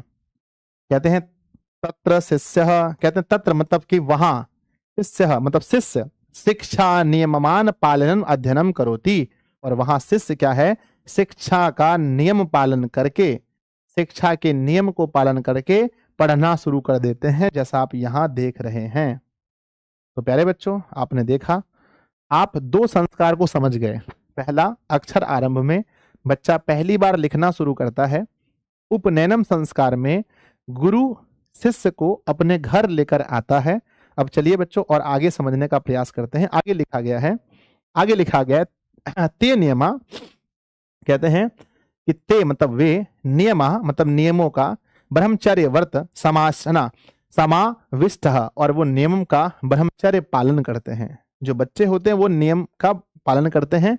कहते हैं प्राचीन काले शिष्य ब्रह्मचारी इति कथ्यते अस्मः। जो प्राचीन काल होते थे उस समय शिष्य क्या कहलाते थे? बताइए कमेंट बॉक्स में। सर आप हम लोग के घर आइए अभी नहीं होता रे, अब बताओ प्राचीन काल में जो शिष्य थे वो क्या कहलाते थे? तो कहते हैं प्राचीन काल में शिष्य को ब्रह्मचारी कहा जाता था। तो प्राचीन काले शिष्य ब्रह्मचारी इति कथ्यते अस्मः। कहते हैं प्राचीन काल में शिष्यों को ब्रह्मचारी कहा जाता था। बच्चों कहते हैं नेक्स्ट आगे आता है, गुरु गृहे मतलब गुरु के घर में एव शिष्य वेद आरंभ करोति स्मः।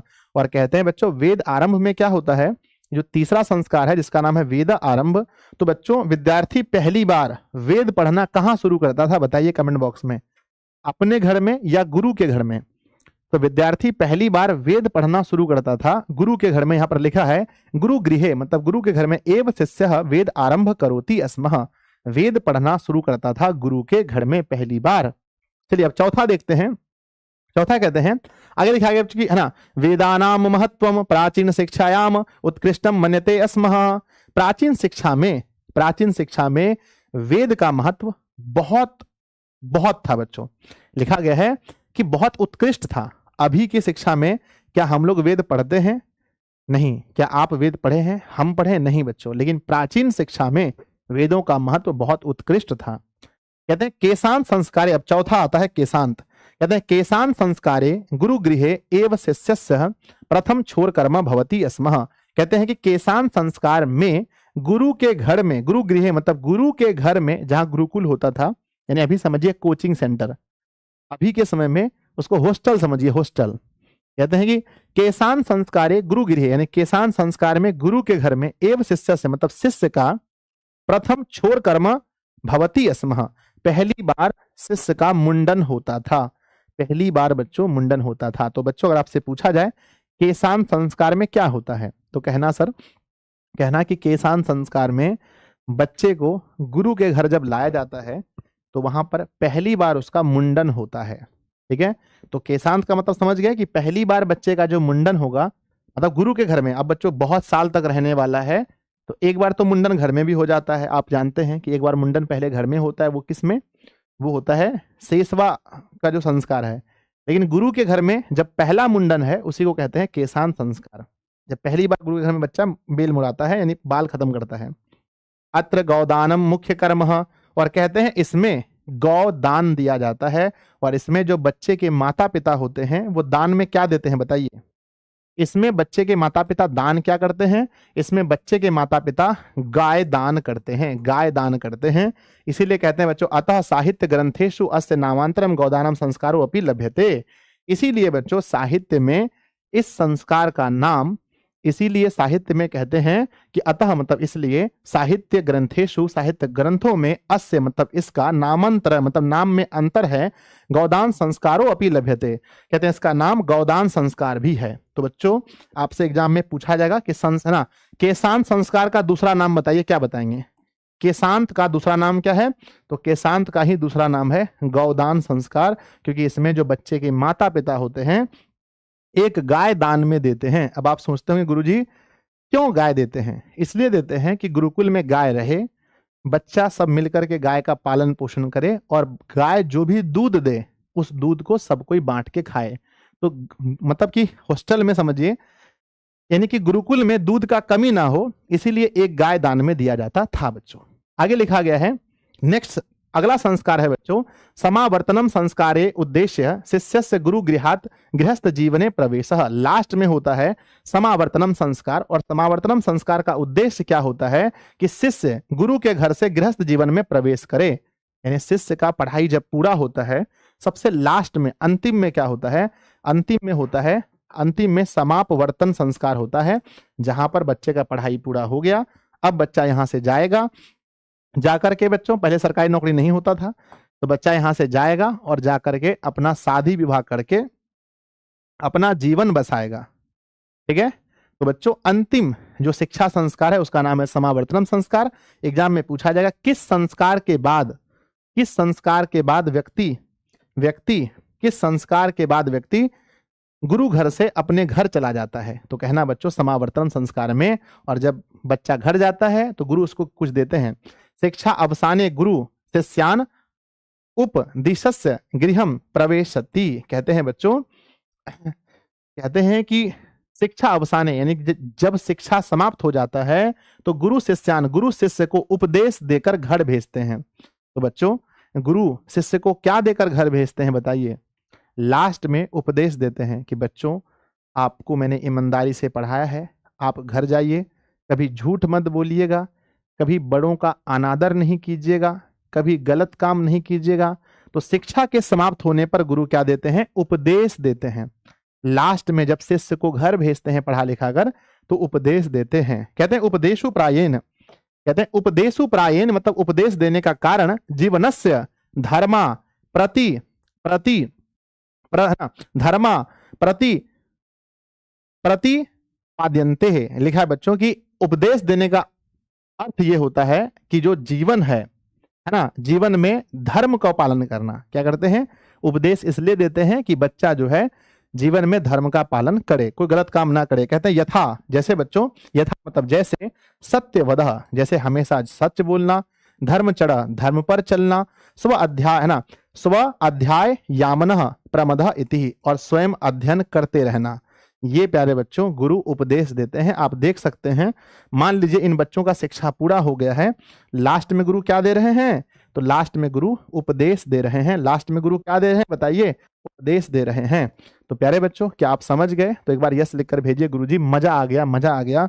सब लोग दिल बनाकर भेजिए, मुझे लगता है बहुत मजा आया होगा आपको, बहुत मजा समझ करके कि सर हम समझ गए।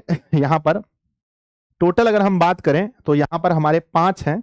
सबसे पहला क्या है बताओ?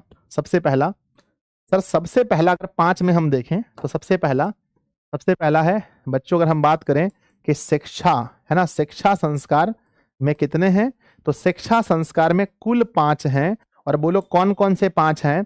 तो सबसे पहला है अक्षर आरंभ, अक्षर आरंभ है ना, अक्षर आरंभ है, अक्षर आरंभ है सबसे पहला, अक्षर आरंभ है। नंबर दूसरा क्या है? अक्षर आरंभ के बाद दूसरा है उपनयनम संस्कार, उपनयनम संस्कार है, उपनयनम संस्कार है। उपनयनम के बाद क्या है? तीसरा है मेरे बच्चे वेदा आरंभ है ना, वेदारंभ संस्कार है, वेदारंभ संस्कार है। वेदारंभ के बाद क्या है? वेदारंभ के बाद है केशांत संस्कार, और केशांत संस्कार के बाद लास्ट में क्या है? केशांत संस्कार के बाद क्या है? सबसे लास्ट में है बच्चों समापवर्तनम संस्कार, समापवर्तनम संस्कार। बच्चों ये संस्कार है टोटल। आप बताइए अक्षर आरंभ में क्या होता है? अक्षर आरंभ में बच्चा पहली बार कुछ लिखता है, पहली बार कुछ लिखता है या लिखना प्रारंभ करता है, लिखता है, पहली बार जब कुछ लिखता है इसको अक्षर आरंभ कहते हैं। उपनयनम में क्या होता है कि गुरु शिष्य को अपने घर लाता है, गुरु शिष्य को अपने घर लाता है। बोलो वेदारंभ में क्या होता है? गुरु के घर पहली बार है ना, पहली बार शिष्य क्या पढ़ता है? वेद पढ़ना शुरू करता है, वेद पढ़ना शुरू करता है, वेद पढ़ना शुरू करता है। नेक्स्ट केशांत में क्या होता है? केशांत में प्यारे बच्चों है ना मुंडन होता है, पहली बार है ना, छोड़ कर्म होता है, छोड़ कर्म है ना, गुरु के घर पहला छोड़ कर्म, गुरु के घर जो पहला मुंडन बोल सकते हैं, पहला मुंडन बोलो या छोड़ कर्म बोलो, पहला छोड़ कर्म होता है। और इसमें क्या गाय ना, इसमें दान क्या होता है?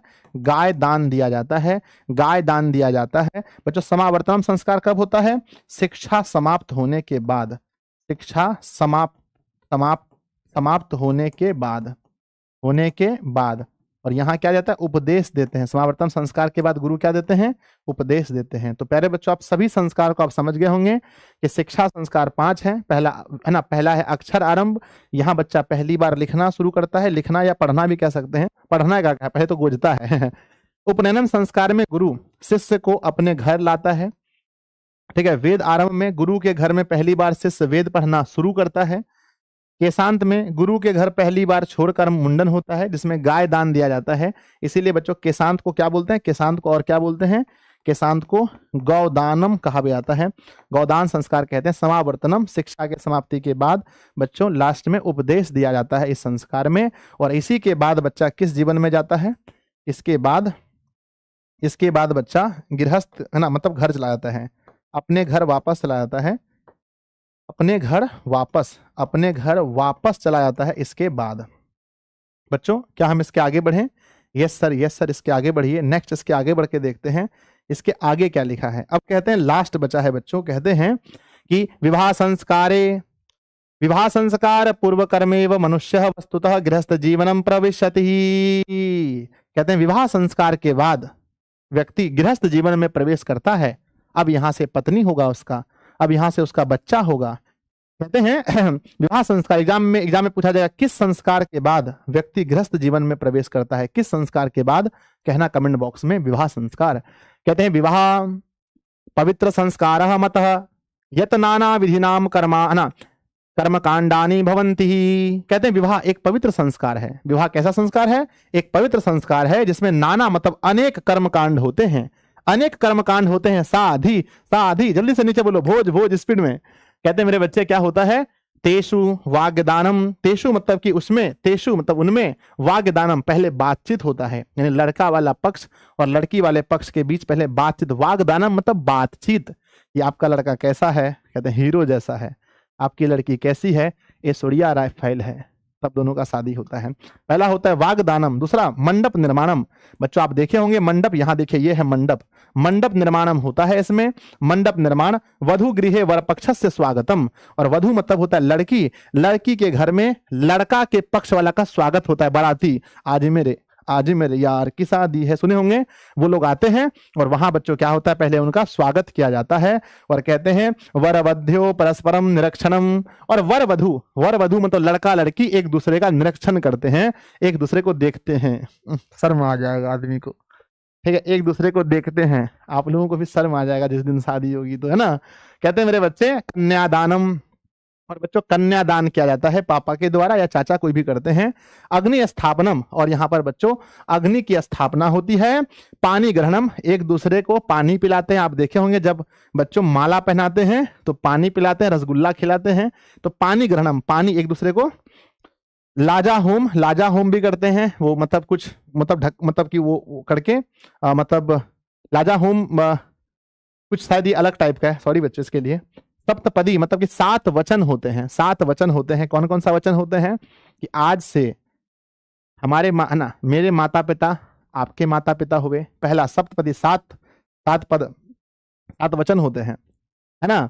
कहते हैं कि मेरे माता पिता आपके माता पिता हुए, आपका जितना भी कर्जा है मेरा कर्जा हुआ, आपका बिजली बिल मेरा बिजली बिल हुआ, ठीक है। और बच्चों आपका दुश्मन मेरा दुश्मन, आपका दोस्त मेरा दोस्त मतलब नहीं, मतलब कुछ अच्छा होता होगा, मुझे उतना नहीं पता, पर हाँ होता है। सप्तपदी 7 वचन लेते हैं लोग कि मतलब आज नहीं अगले जन्म में भी हम आप ही के साथ रहेंगे, और लोग फिर भी छोड़ देते हैं। फिर बच्चों सिंदूर दानम, और शादी में आप देखे हैं कि यहाँ से यहाँ एकदम सिंदूर दान होता है इत्यादि। तो शादी में जो सब चीज होता है, क्या आपने देख लिया? एक बार यस लेकर भेजना गुरुदेव। ये सब तो हम देखते रहते हैं, हर महीना देखते रहते हैं सर, मजा आ जाता है, मजा। नेक्स्ट बच्चों लास्ट है, कहते हैं बच्चों कि सर्वत्र मतलब सभी जगह समान रूपेण विवाह संस्कारस्य प्रायेण आयोजनम भवति। लगभग सभी जगह शादी ऐसे ही होता है, चाहे बच्चों भारत में कहीं भी हो, लगभग शादी ऐसे ही होता है। अब आपका शादी भी हो गया। अब आप जब पैदा लिए थे, माँ के पेट से शुरू हुआ, माँ के पेट से मरघट तक है तेरी कहानी, पग पग प्यारे दंगल दंगल, सूरज तेरा चढ़ता ढड़ता, गर्दिश में करते हैं सब तारे दंगल दंगल। तो मेरे बच्चे कहते हैं कि पेट से शुरू हुआ था, कहानी माँ के पेट से शुरू हुआ और आपका शादी भी हो गया। अब शादी हो गया तब आगे क्या होगा? कहते हैं बच्चों तद अंतरम, कहते हैं तब गर्भधानम संस्कारः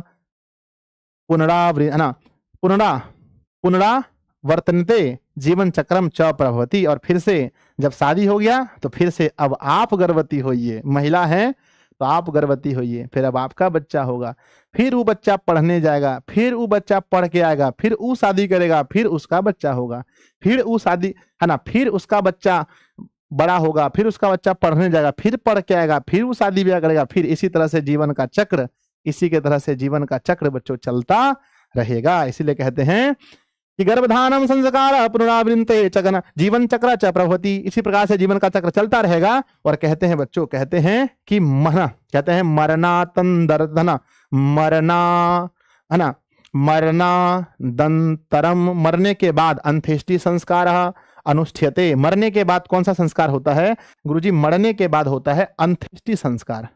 तो मेरे बच्चे इसीलिए गांव घर में जब लोग बहुत गुस्सा में लड़ाई झगड़ा होता है, मतलब आना हम थोड़ा अंत्येष्टि संस्कार करेंगे, यानी थोड़ा मार देंगे। तो मरने के बाद जो क्रियाक्रम है उसको कहते हैं अंत्येष्टि संस्कार। कहते हैं बच्चों एवं भारतीय जीवन दर्शन से महत्वपूर्ण है ना, पूर्व अनुदानम संस्कार इति। और इस प्रकार से बच्चों भारतीय दर्शन में हमारे संस्कार का महत्वपूर्ण योगदान है। तो प्यारे बच्चों, आप देख लीजिए मरने के बाद क्या होता है। जीते भी लकड़ी मरते भी लकड़ी, देख तमाशा लकड़ी का, क्या जीवन था मरा न कबीरा, क्या जीवन था मरा न कबीरा, खेल रचाया लकड़ी का, जीते भी लकड़ी मरते भी लकड़ी, देख तमाशा लकड़ी का। मेरे बच्चे, अब लास्ट में कहाँ जाना है गुरुदेव? लास्ट में लकड़ी में जाना है। लास्ट में मर गए मर गए मर गए, अन साजे पूछे हो रामा, उन भाई का या हो,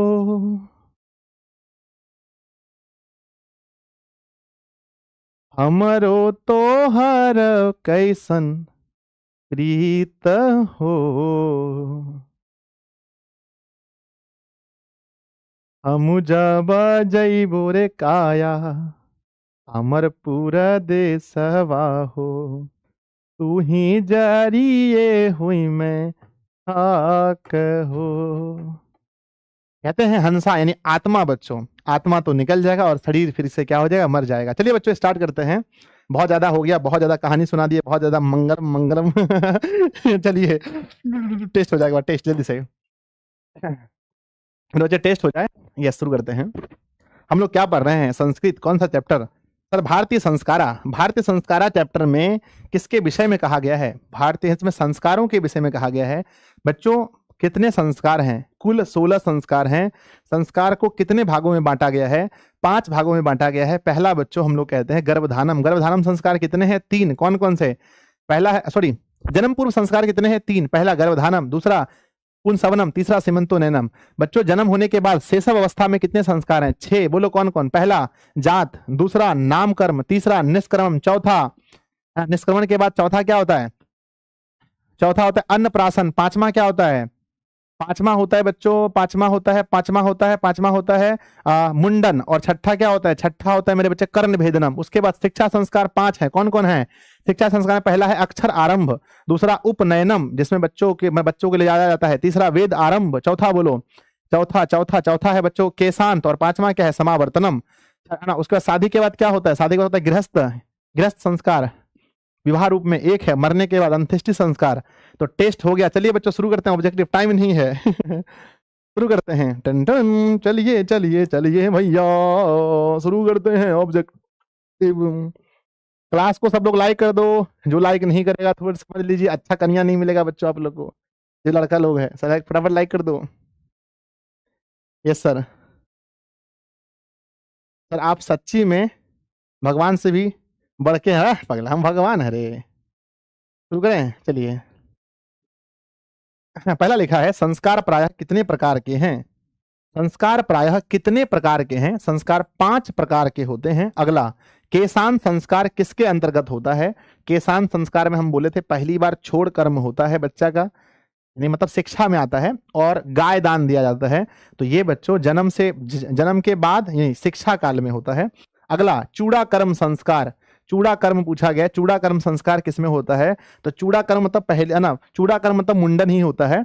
और ये संस्कार मेरे बच्चे, चूड़ा कर्म संस्कार किसके अंतर्गत होता है? शैशवावस्था में होता है ना चूड़ा कर्म। देख ले क्या मिस्टेक ना हो जाए, है ना। चूड़ा कर्म संस्कार पढ़े थे ना जी, कहाँ होता है? अरे सर जी, सर जी ध्यान दीजिए। उपनयनम, केशांत, अक्षरारंभ, चूड़ा कर्म तो यही होता होगा ना, यहाँ रे। जात कर्म, हाँ यही चूड़ा कर्म। चूड़ा कर्म होता है जन्म, मतलब कि जन्म के बाद शैशवावस्था में होता है। दुद्दूठ मुंडन है ना, भुला जाते हैं हम, शैशवावस्था में होता है। अगला बच्चों, शिक्षा संस्कार कितने? शिक्षा 5 साल में होता है, इसलिए कहते हैं 5 होगा। अगला बच्चों, मंडप निर्माण किस संस्कार में होता है? मंडप की बच्चा में थोड़ी मंडप होगा, बीएम ना होगा सर। मंडप निर्माण होता है किसमें? जन्म के बाद विवाह संस्कार में। अगला क्वेश्चन है बच्चों, कन्यादान किस संस्कार में होता है? तो कन्यादान भी होता है विवाह संस्कार में। अगला क्वेश्चन, मरने के बाद कौन सा संस्कार होता है? तो बच्चे मरने के बाद एक के संस्कार है जिसका नाम है अंत्येष्टि संस्कार। अंत्येष्टि संस्कार का दाह संस्कार, हाँ अंत्येष्टि बोलो या दाह संस्कार। जन्म से पहले कितने संस्कार होते हैं? जन्म से पहले कितने संस्कार है? 3 गो संस्कार है। पहला है गर्भधानम, पुंसवनम, सीमंतोनयनम, 3 संस्कार हैं। त्रयः मतलब 3 होता है। अगला, नामकरण किस संस्कार में होता है? नामकरण तो बच्चों जन्म के बाद ना होगा, यानी कि किसमें होगा? बचपन में होता है। अगला क्वेश्चन पूछा गया 10वां नंबर में, गृहस्थ काल में कितने संस्कार होते हैं? तो गृहस्थ काल में एक के संस्कार होता है जिसको शादी कहते हैं। गृहस्थ काल में कितने संस्कार होते हैं? तो मेरे बच्चे गृहस्थ काल में एक ही संस्कार होता है जिसको शादी बोलते हैं। पहले मुझे बताओ कि 10 में से मेरे प्यारे प्यारे बच्चों ने कितना सही किया है? 10 में से कितना सही हुआ है? चलो अगला, सप्तपदी क्रिया यानी कि 7 वचन, 7 वचनों को बिटिया भूल नहीं जाना। तो बच्चों ये होता है शादी में। अगला क्वेश्चन लिखा है, बचपन में कितने संस्कार होते हैं? बचपन मतलब शैशव अवस्था, शैशवावस्था में 6 संस्कार होते हैं। ऑप्शन बी अगला क्वेश्चन है, गर्भधानम किस संस्कार में होता है? गर्भधानम यानी गर्भ की रक्षा, गर्भधानम मतलब गर्भ की रक्षा, ये कब होता है? जन्म से पहले। अगला क्वेश्चन मेरे बच्चे, भारतीय दर्शन का महत्वपूर्ण उपादान क्या है? अभी लास्ट में पढ़े थे कि बच्चों भारतीय दर्शन का महत्वपूर्ण उपादान है संस्कार हमारे। अगला, भारतीय दर्शन का महत्वपूर्ण स्रोत क्या है? भारतीय दर्शन का महत्वपूर्ण उपादान बोले या स्रोत, ये संस्कार ही है। अगला बच्चों, प्राचीन संस्कृति की पहचान किससे होती है?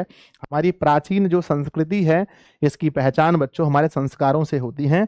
अगला है, सीमंतोनयनम किस प्रकार का संस्कार है? देखो भैया, जन्म से पहले 3 संस्कार, पहला गर्भधानम, दूसरा पुंसवनम, तीसरा सीमंतोनयन। तो जन्म से पहले सीमंतोनयन मम्मी प्रसन्न होती है, तो हम कहेंगे जन्म से पूर्व संस्कार में आते हैं। अगला, प्राचीन काल में शिष्य को क्या कहते थे? प्राचीन काले शिष्य, प्राचीन काल में शिष्य को क्या कहते थे? ब्रह्मचारी, है ना। अगला बच्चों, गुरु शिष्य को कहाँ ले जाते थे? वन में, घर में, नदी में, विदेश में। विदेश क्या ले जाएगा? अपने घर। गुरु शिष्य को अपने घर ले जाते थे, हम लोग पढ़े थे अभी, है ना। शिक्षा नियमों का पालन कौन करते हैं? तो बच्चों शिक्षा नियमों का पालन शिष्य करते हैं, और शिक्षा नियमों का पालन करके अपनी पढ़ाई करते हैं। तो कहते हैं कि शिष्य शिक्षा नियम का पालन करते हैं। मेरे प्यारे बच्चे बताओ, 20 में से आपने कितना सही किया है? कमेंट बॉक्स में लिख दो कि गुरुजी 20 में से मेरा कितना सही हुआ है, जल्दी बताओ 20 में से। चलिए नेक्स्ट क्वेश्चन लिखा गया है कि बच्चों कि गुरु शिष्यों को क्या देकर घर भेजते थे? लास्ट में क्या देते थे? मैंने बताया था गुरु शिष्य को उपदेश देते थे लास्ट में। अगला, प्राचीन काल में शिष्य वेद आरंभ कहाँ करते थे? हम लोग पढ़े थे ना कि वेद आरंभ में प्राचीन काल में शिष्य अपने गुरु के घर वेद आरंभ करते थे, तो विद्यालय में नहीं, गुरु के घर। अगला क्वेश्चन है, प्राचीन संस्कृति का परिचय किसमें दिखाई पड़ता है? तो प्राचीन संस्कृति का परिचय हमारे संस्कार में दिखाई पड़ता है। अंतिम शिक्षा संस्कार का नाम क्या है? लास्ट में बच्चों होता है समापवर्तनम संस्कार, लास्ट में। उपनयनम नहीं सर, समापवर्तनम संस्कार लास्ट में होता है, पढ़ाए थे। अगला, पानी ग्रहणम किस संस्कार में होता है? आहा, पानी पिलाते हैं लड़का लड़की को, लड़की लड़का को। पानी ग्रहणम संस्कार शादी में होता है, विवाह संस्कार। अगला, विवाह संस्कार के अंतर्गत क्या नहीं होता है? विवाह संस्कार में क्या नहीं होता है? मोस्ट इंपॉर्टेंट सवाल है बच्चों कि विवाह संस्कार में क्या नहीं होता है। पहला ऑप्शन दिया है गौदान, कहियो सुने हैं कि बिहार में गाय दान देता है? नहीं। वाकदान, बातचीत दोनों तरफ से होता है। कन्यादान होता है, सिंदूर दान होता है। गौदान नहीं होता है। गौदान होता है किस संस्कार में? ये होता है केशांत संस्कार में।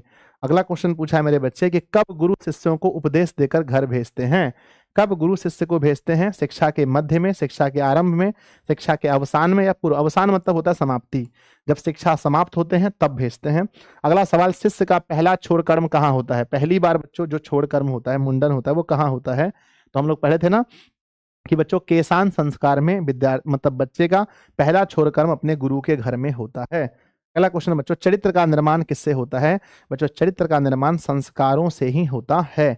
अगला क्वेश्चन, अंत्येष्टि संस्कार कब होता है?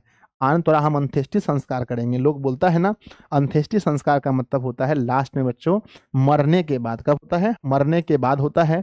मेरे प्यारे प्यारे भाई बहनों बताओ 30 सवाल में आपने कितना सही किया है? 30 सवाल में 30, इसी में क्वेश्चन बैंक इंक्लूडेड है। 30 सवाल में सर 30/30, अरे कुछ हुआ, एक भी गलती कैसे हो जाएगा? एक भी सवाल गलती होने से पहले 5 बार आपसे माफी मांगेगा, गलती कैसे हो जाए। पढ़े हैं ना जी, मजाक तो नहीं किए हम लोग। गौदान किस संस्कार में होता है? गौदान होता है केशांत संस्कार में, केशांत को ही गौदान कहा जाता है। अगला, साहित्य ग्रंथों में केशांत संस्कार का नाम में अंतर क्या है? यानी बच्चों केशांत संस्कार के नाम में क्या अंतर है? गुरुजी केशांत संस्कार के नाम में अंतर है, किसी को गौदान भी कहा जाता है। ऑप्शन डी अगला है वाकदान किस संस्कार में होता है? वाकदान मतलब बातचीत, ये होता है विवाह संस्कार में, शादी में। पुंसवनम संस्कार कब होता है? पुंसवनम संस्कार बच्चों जब पेट में होते हैं ना, पुंसवनम होता है, मतलब कि जन्म से पहले, जन्म से पहले। अगला क्वेश्चन बच्चों, भारतीय संस्कृति में कितने संस्कार हैं? 12, 14, 16, 11। ये तो आप लोग बताएंगे भैया कितना संस्कार है, इतना हल्का हम बता दें। शेषवा अवस्था में कितने होते हैं? जन्म से पहले 3 हैं, शैशव में 6 हैं, शिक्षा में 5 हैं, एक और एक हैं। तो जन्म से पहले 3 हैं, शैशवा में 6 हैं, तो 6 होगा। अगला बच्चों पुंसवनम संस्कार कब होता है? मरने के बाद नहीं, जन्म से पहले होता है। अगला बच्चों प्राचीन काल में शिष्य को क्या कहा जाता था? यहाँ से क्वेश्चन बैंक शुरू हुआ। प्राचीन काल में शिष्य को ब्रह्मचारी कहते थे। अगला सवाल है वाकदान किस संस्कार में होता है? बातचीत, तो बच्चों विवाह संस्कार में। अगला भारतीय संस्कृति की अद्वितीय विशेषता क्या है? कि बच्चों भारतीय संस्कृति की अद्वितीय विशेषता हमारा संस्कार है।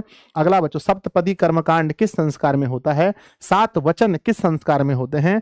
7 वचन शादी में होता है। अगला भारतीय संस्कृति में कितने संस्कार होते हैं? कुल 16 संस्कार होते हैं। अगला गौदान संस्कार कब होता ना? गौदान संस्कार का मुख्य कर्म क्या है?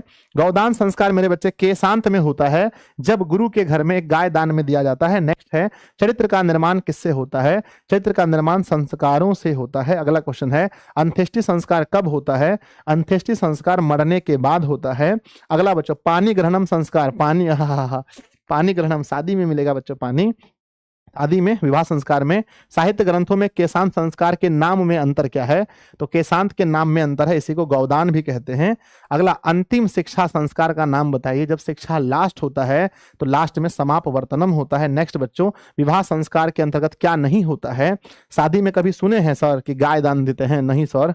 अगला बच्चों प्राचीन संस्कृति की पहचान किससे है? हमारे संस्कारों से है।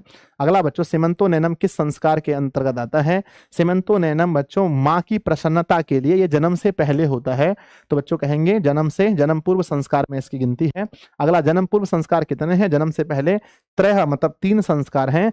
समापवर्तनम संस्कार का उद्देश्य क्या होता है? समापवर्तनम संस्कार लास्ट में होता है, जो कि गुरु गृह से गृहस्थ जीवन में प्रवेश, यानी गुरु के घर से गृहस्थ जीवन में प्रवेश करना समापवर्तनम संस्कार का मुख्य उद्देश्य होता है। अगला किस संस्कार के साथ लोग वास्तविक गृहस्थ जीवन में प्रवेश करते हैं? वास्तविक गृहस्थ जीवन तब होता है जब आपका, आज मेरे यार की शादी है तो बच्चों किस संस्कार के बाद लोग वास्तविक गृहस्थ जीवन में प्रवेश करते हैं? तो विवाह के बाद। अगला आता है गर्भधानम संस्कार का प्रायोजन क्या है? तो गर्भधानम का प्रायोजन ये होता है कि गर्भ की, है ना, गर्भ की रक्षा। गर्भधानम मतलब गर्भ की रक्षा, और पुंसवनम मतलब शिशु का, शिशु में संस्कार, और सीमंतो नैनम मतलब माँ की प्रसन्नता। नेक्स्ट बच्चों सीमंतो नैनम संस्कार का प्रायोजन क्या होता है? तो सीमंतो नैनम संस्कार का प्रायोजन होता है सीमंतो नैनम, है ना। सीमंतो नैनम का मतलब होता है कि बच्चों गर्भवती की प्रसन्नता। तो ये आपने देखा 56 सवाल मेरे बच्चे, 56 है ना, 56 सवाल देखा। एक और है शायद ना, 57 और है, अरे भैया अभी तो और है। चलो आगे बढ़ते हैं। नेक्स्ट लिखा गया है भारतीय जीवन दर्शन का महत्वपूर्ण उपादान क्या है? भारतीय जीवन दर्शन का महत्वपूर्ण उपादान है हमारे संस्कार। नेक्स्ट बच्चों की केशांत संस्कार, है ना, केशांत संस्कार जो है वो कहाँ होता है ना, केशांत संस्कार कहाँ होता है? तो केशांत मतलब क्या होता है? इसमें गाय को दान दिया जाता है। केशांत में आपको अच्छे से पता है, केशांत या इसी को बोलते हैं गौदान संस्कार। क्या बोलते हैं? गौदान। ये बच्चों क्या होता है ना, संस्कार कहाँ होता है? तो ये होता है गुरु के घर में, ये होता है गुरु के घर में। नेक्स्ट क्वेश्चन पूछा गया है जन्म से पूर्व कितने संस्कार होते हैं? जन्म से पहले भाई साहब ये 24 का आ गया, यहां से स्टार्ट हो रहा है 24। ये पूछा गया था इस बार, चलो बच्चों इस बार पूछा गया था 2024, ये है 24 का, यहां से शुरू हो रहा है 24 का। इस वर्ष आपके भैया दीदी से यह सवाल पूछा गया था बिहार बोर्ड के एग्जाम में। इस साल पूछा गया क्वेश्चन है कि जन्म से पहले कितने हैं? जन्म से पहले 3 है, एक क्वेश्चन। दूसरा क्वेश्चन पुंसवनम संस्कार का उद्देश्य क्या होता है? पुंसवनम मतलब जो बच्चा पेट में है, बच्चा संस्कारी हो, यानी गर्भस्थ में संस्कार का आरोपण करना। नेक्स्ट क्वेश्चन है संस्कार के कितने प्रकार हैं? देखो 24 में पूछा है, कैसा से पूछा है ना। संस्कार के 5 प्रकार हैं, कुल संस्कार 16 है। प्रकार में पूछेगा तो 5 बोलिएगा। अगला भारतीय जीवन दर्शन का महत्वपूर्ण उपादान क्या है? 24। तो भारतीय जीवन दर्शन का महत्वपूर्ण उपादान संस्कार है। अगला क्वेश्चन है बच्चों लाजो होम कर्मकांड किस संस्कार में होता है? अभी हम पढ़े थे ना लाजो होम बच्चों, शादी में होता है। शादी में नहीं पढ़े थे लाजो होम, जो हम उसका अर्थ नहीं बता पाए थे आपको, तो विवाह में होता है। अगला छात्राणाम अध्ययनम तपः, रिक्त स्थान की पूर्ति कीजिए। विकल्प में छात्र जो है वो किस में तप जाते हैं? छात्राणाम का, छात्रों का काम क्या होता है? अध्ययन करना, अध्ययनम तप। नेक्स्ट क्वेश्चन मेरे बच्चे त्वया पाठः, रिक्त स्थान को सही विकल्प भरे। त्वया पाठः क्या है बच्चों? त्वया पाठः है ना, समृत्व, समृत्वम या फिर समृत्व्यः या समृत्व्यो। सॉरी बच्चों, यहाँ खाली स्थान नहीं है, माफ कीजिएगा, एक सवाल हम छोड़ रहे हैं। आई एम रियली सॉरी इस सवाल के लिए। अगला क्वेश्चन मेरे बच्चे, भारतीय जीवन दर्शन का महत्वपूर्ण उपादान क्या है? देखिए ये दोनों में पूछा, 23-24 दोनों में। तो मेरे बच्चे संस्कार पे ध्यान दीजिएगा। सिर्फ 24 में, यहाँ देखो ये भी पूछा है दोनों में कि पहले शिष्य वेद आरंभ कहाँ करते थे? तो वेद पढ़ना शिष्य कहाँ शुरू करते थे? तो गुरु के घर में। अगला सवाल मेरे बच्चे 24 में, संस्कार कितने हैं? संस्कार 16 हैं। नेक्स्ट क्वेश्चन मेरे बच्चे पूछा है कि सीमंतो नयनम संस्कार का प्रायोजन क्या होता है? सीमंतो नयनम का काम होता है कि बच्चों जो मम्मी है वो प्रसन्न रहे, mummy. Option number B. Next है बच्चों, शैक्षणिक संस्कार कितने हैं? शैक्षणिक संस्कार मेरे बच्चे 5 है, 5 साल में शुरू होता है शिक्षा। नेक्स्ट बच्चों ध्यान दीजिएगा, नेक्स्ट अब आ गया 23 का, ध्यान दीजिए। सिर्फ 24 में कितना सवाल पूछा गया है आप इसकी गिनती कीजिए। 24 में 1 2 3 4 5 6 7 8 9 10 11 12 12। मेरे बच्चे सिर्फ 24 में कितना सवाल पूछा बताइए? सिर्फ 24 में दोनों ना, दोनों पाली को मिलाकर 24 में कितना सवाल पूछा गया? 12 सवाल। 12 सोचिए, यानी एक पाली में 6 ऑब्जेक्टिव, सिर्फ ऑब्जेक्टिव 6 पूछा गया भाई साहब। एक चैप्टर से 6 ऑब्जेक्टिव। दिल गार्डन हो जाएगा ना, दिल गार्डन हो जाएगा गुरुजी देख करके कि 6 ऑब्जेक्टिव एक पाली में पूछा गया है। कैसा लग रहा है? बोलो बोलो कैसा लग रहा है? बोलो कैसा लगा, कैसा लगा? बोलो मजा आ गया होगा ना? मुझे पता है मेरे सभी बच्चों को बहुत मजा आया होगा। चलिए ये है बच्चों, प्राचीन काले शिष्य इति कथ्यते, प्राचीन कालों में शिष्य ब्रह्मचारी कहलाते थे। नेक्स्ट है बच्चों की भारतीय जीवन दर्शन महत्वपूर्ण उपादानम इति, रिक्त स्थान को भरिए। तो भारतीय जीवन दर्शन में महत्वपूर्ण उपादान क्या है? संस्कार महत्वपूर्ण उपादान है। अगला बच्चों, जन्म पूर्व संस्कार क्यों होता है? जन्म पूर्व संस्कार इसलिए होता है कि बच्चों गर्भ की रक्षा हो, गर्भ में उसमें शिशु में क्या हो, उसमें अंदर संस्कार हो, गर्भवती महिला प्रसन्न हो, सभी इनमें से सभी। नेक्स्ट है बच्चों, शेषवा संस्कार कितने हैं? शेषव में 6 संस्कार होते हैं। अगला बच्चों, पानी ग्रहण संस्कार शादी में होता है, विवाह में। नेक्स्ट बच्चों, निम्नलिखित में गृहस्थ जीवन का संस्कार कौन सा है? तो गृहस्थ जीवन का है बच्चों विवाह संस्कार है। नेक्स्ट है बच्चों, खत्म हो गया। तो मेरे प्यारे प्यारे बच्चों बताओ कैसा लगा? बहुत खुश होंगे आप लोग, आज बहुत हैप्पी होंगे मुझे पता है मेरे बच्चों। और ये हमारा 76 सवाल था टोटल बच्चों, सभी को चैप्टर वाइज मिला के, क्वेश्चन बैंक मिला के बताओ 76 में लगभग कितना आप जानते होंगे, कितना हम पढ़ाए होंगे? ठीक है मेरे बच्चे, हम कहते हैं कि अगर बच्चा मेरी कहानी को अच्छा से सुना होगा तो 76 में 75 फिक्स होगा। 75 फिक्स है, एक सवाल हम छोड़े थे। 75 नंबर फिक्स है, कोई नहीं इसको काट सकता है। 75 नंबर फिक्स है मेरे बच्चे। चलिए लघु पढ़ते हैं, टाइम बहुत कम है, बड़ा चैप्टर था आज का। लघु में सबसे पहला है बच्चों कि शैक्षणिक संस्कार कौन कौन से हैं। तो शैक्षणिक संस्कार कौन कौन से हैं? तो शैक्षणिक संस्कार पता है आपको, पहला है अक्षरारंभ, उपनयनम, वेदारंभ, मुंडन और समापवर्तनम संस्कार।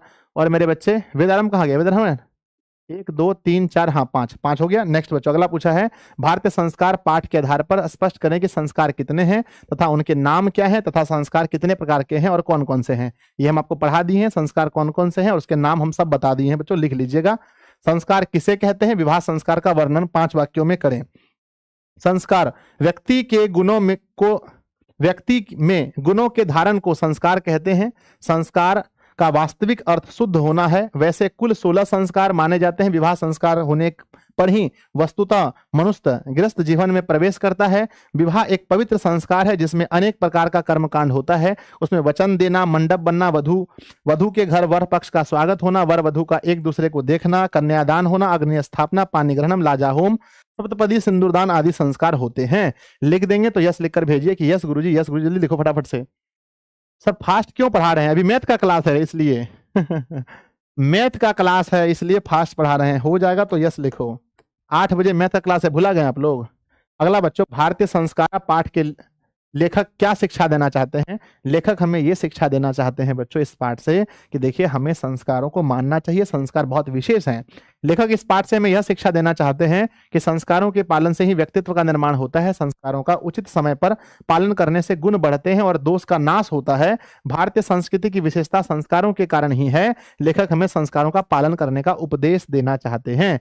तो बच्चों आप समझ गए कि लेखक हमें क्या कहना चाहते हैं? लेखक कहना चाहते हैं कि संस्कारों का बहुत महत्व है, अतः हमें संस्कारों का पालन करना चाहिए।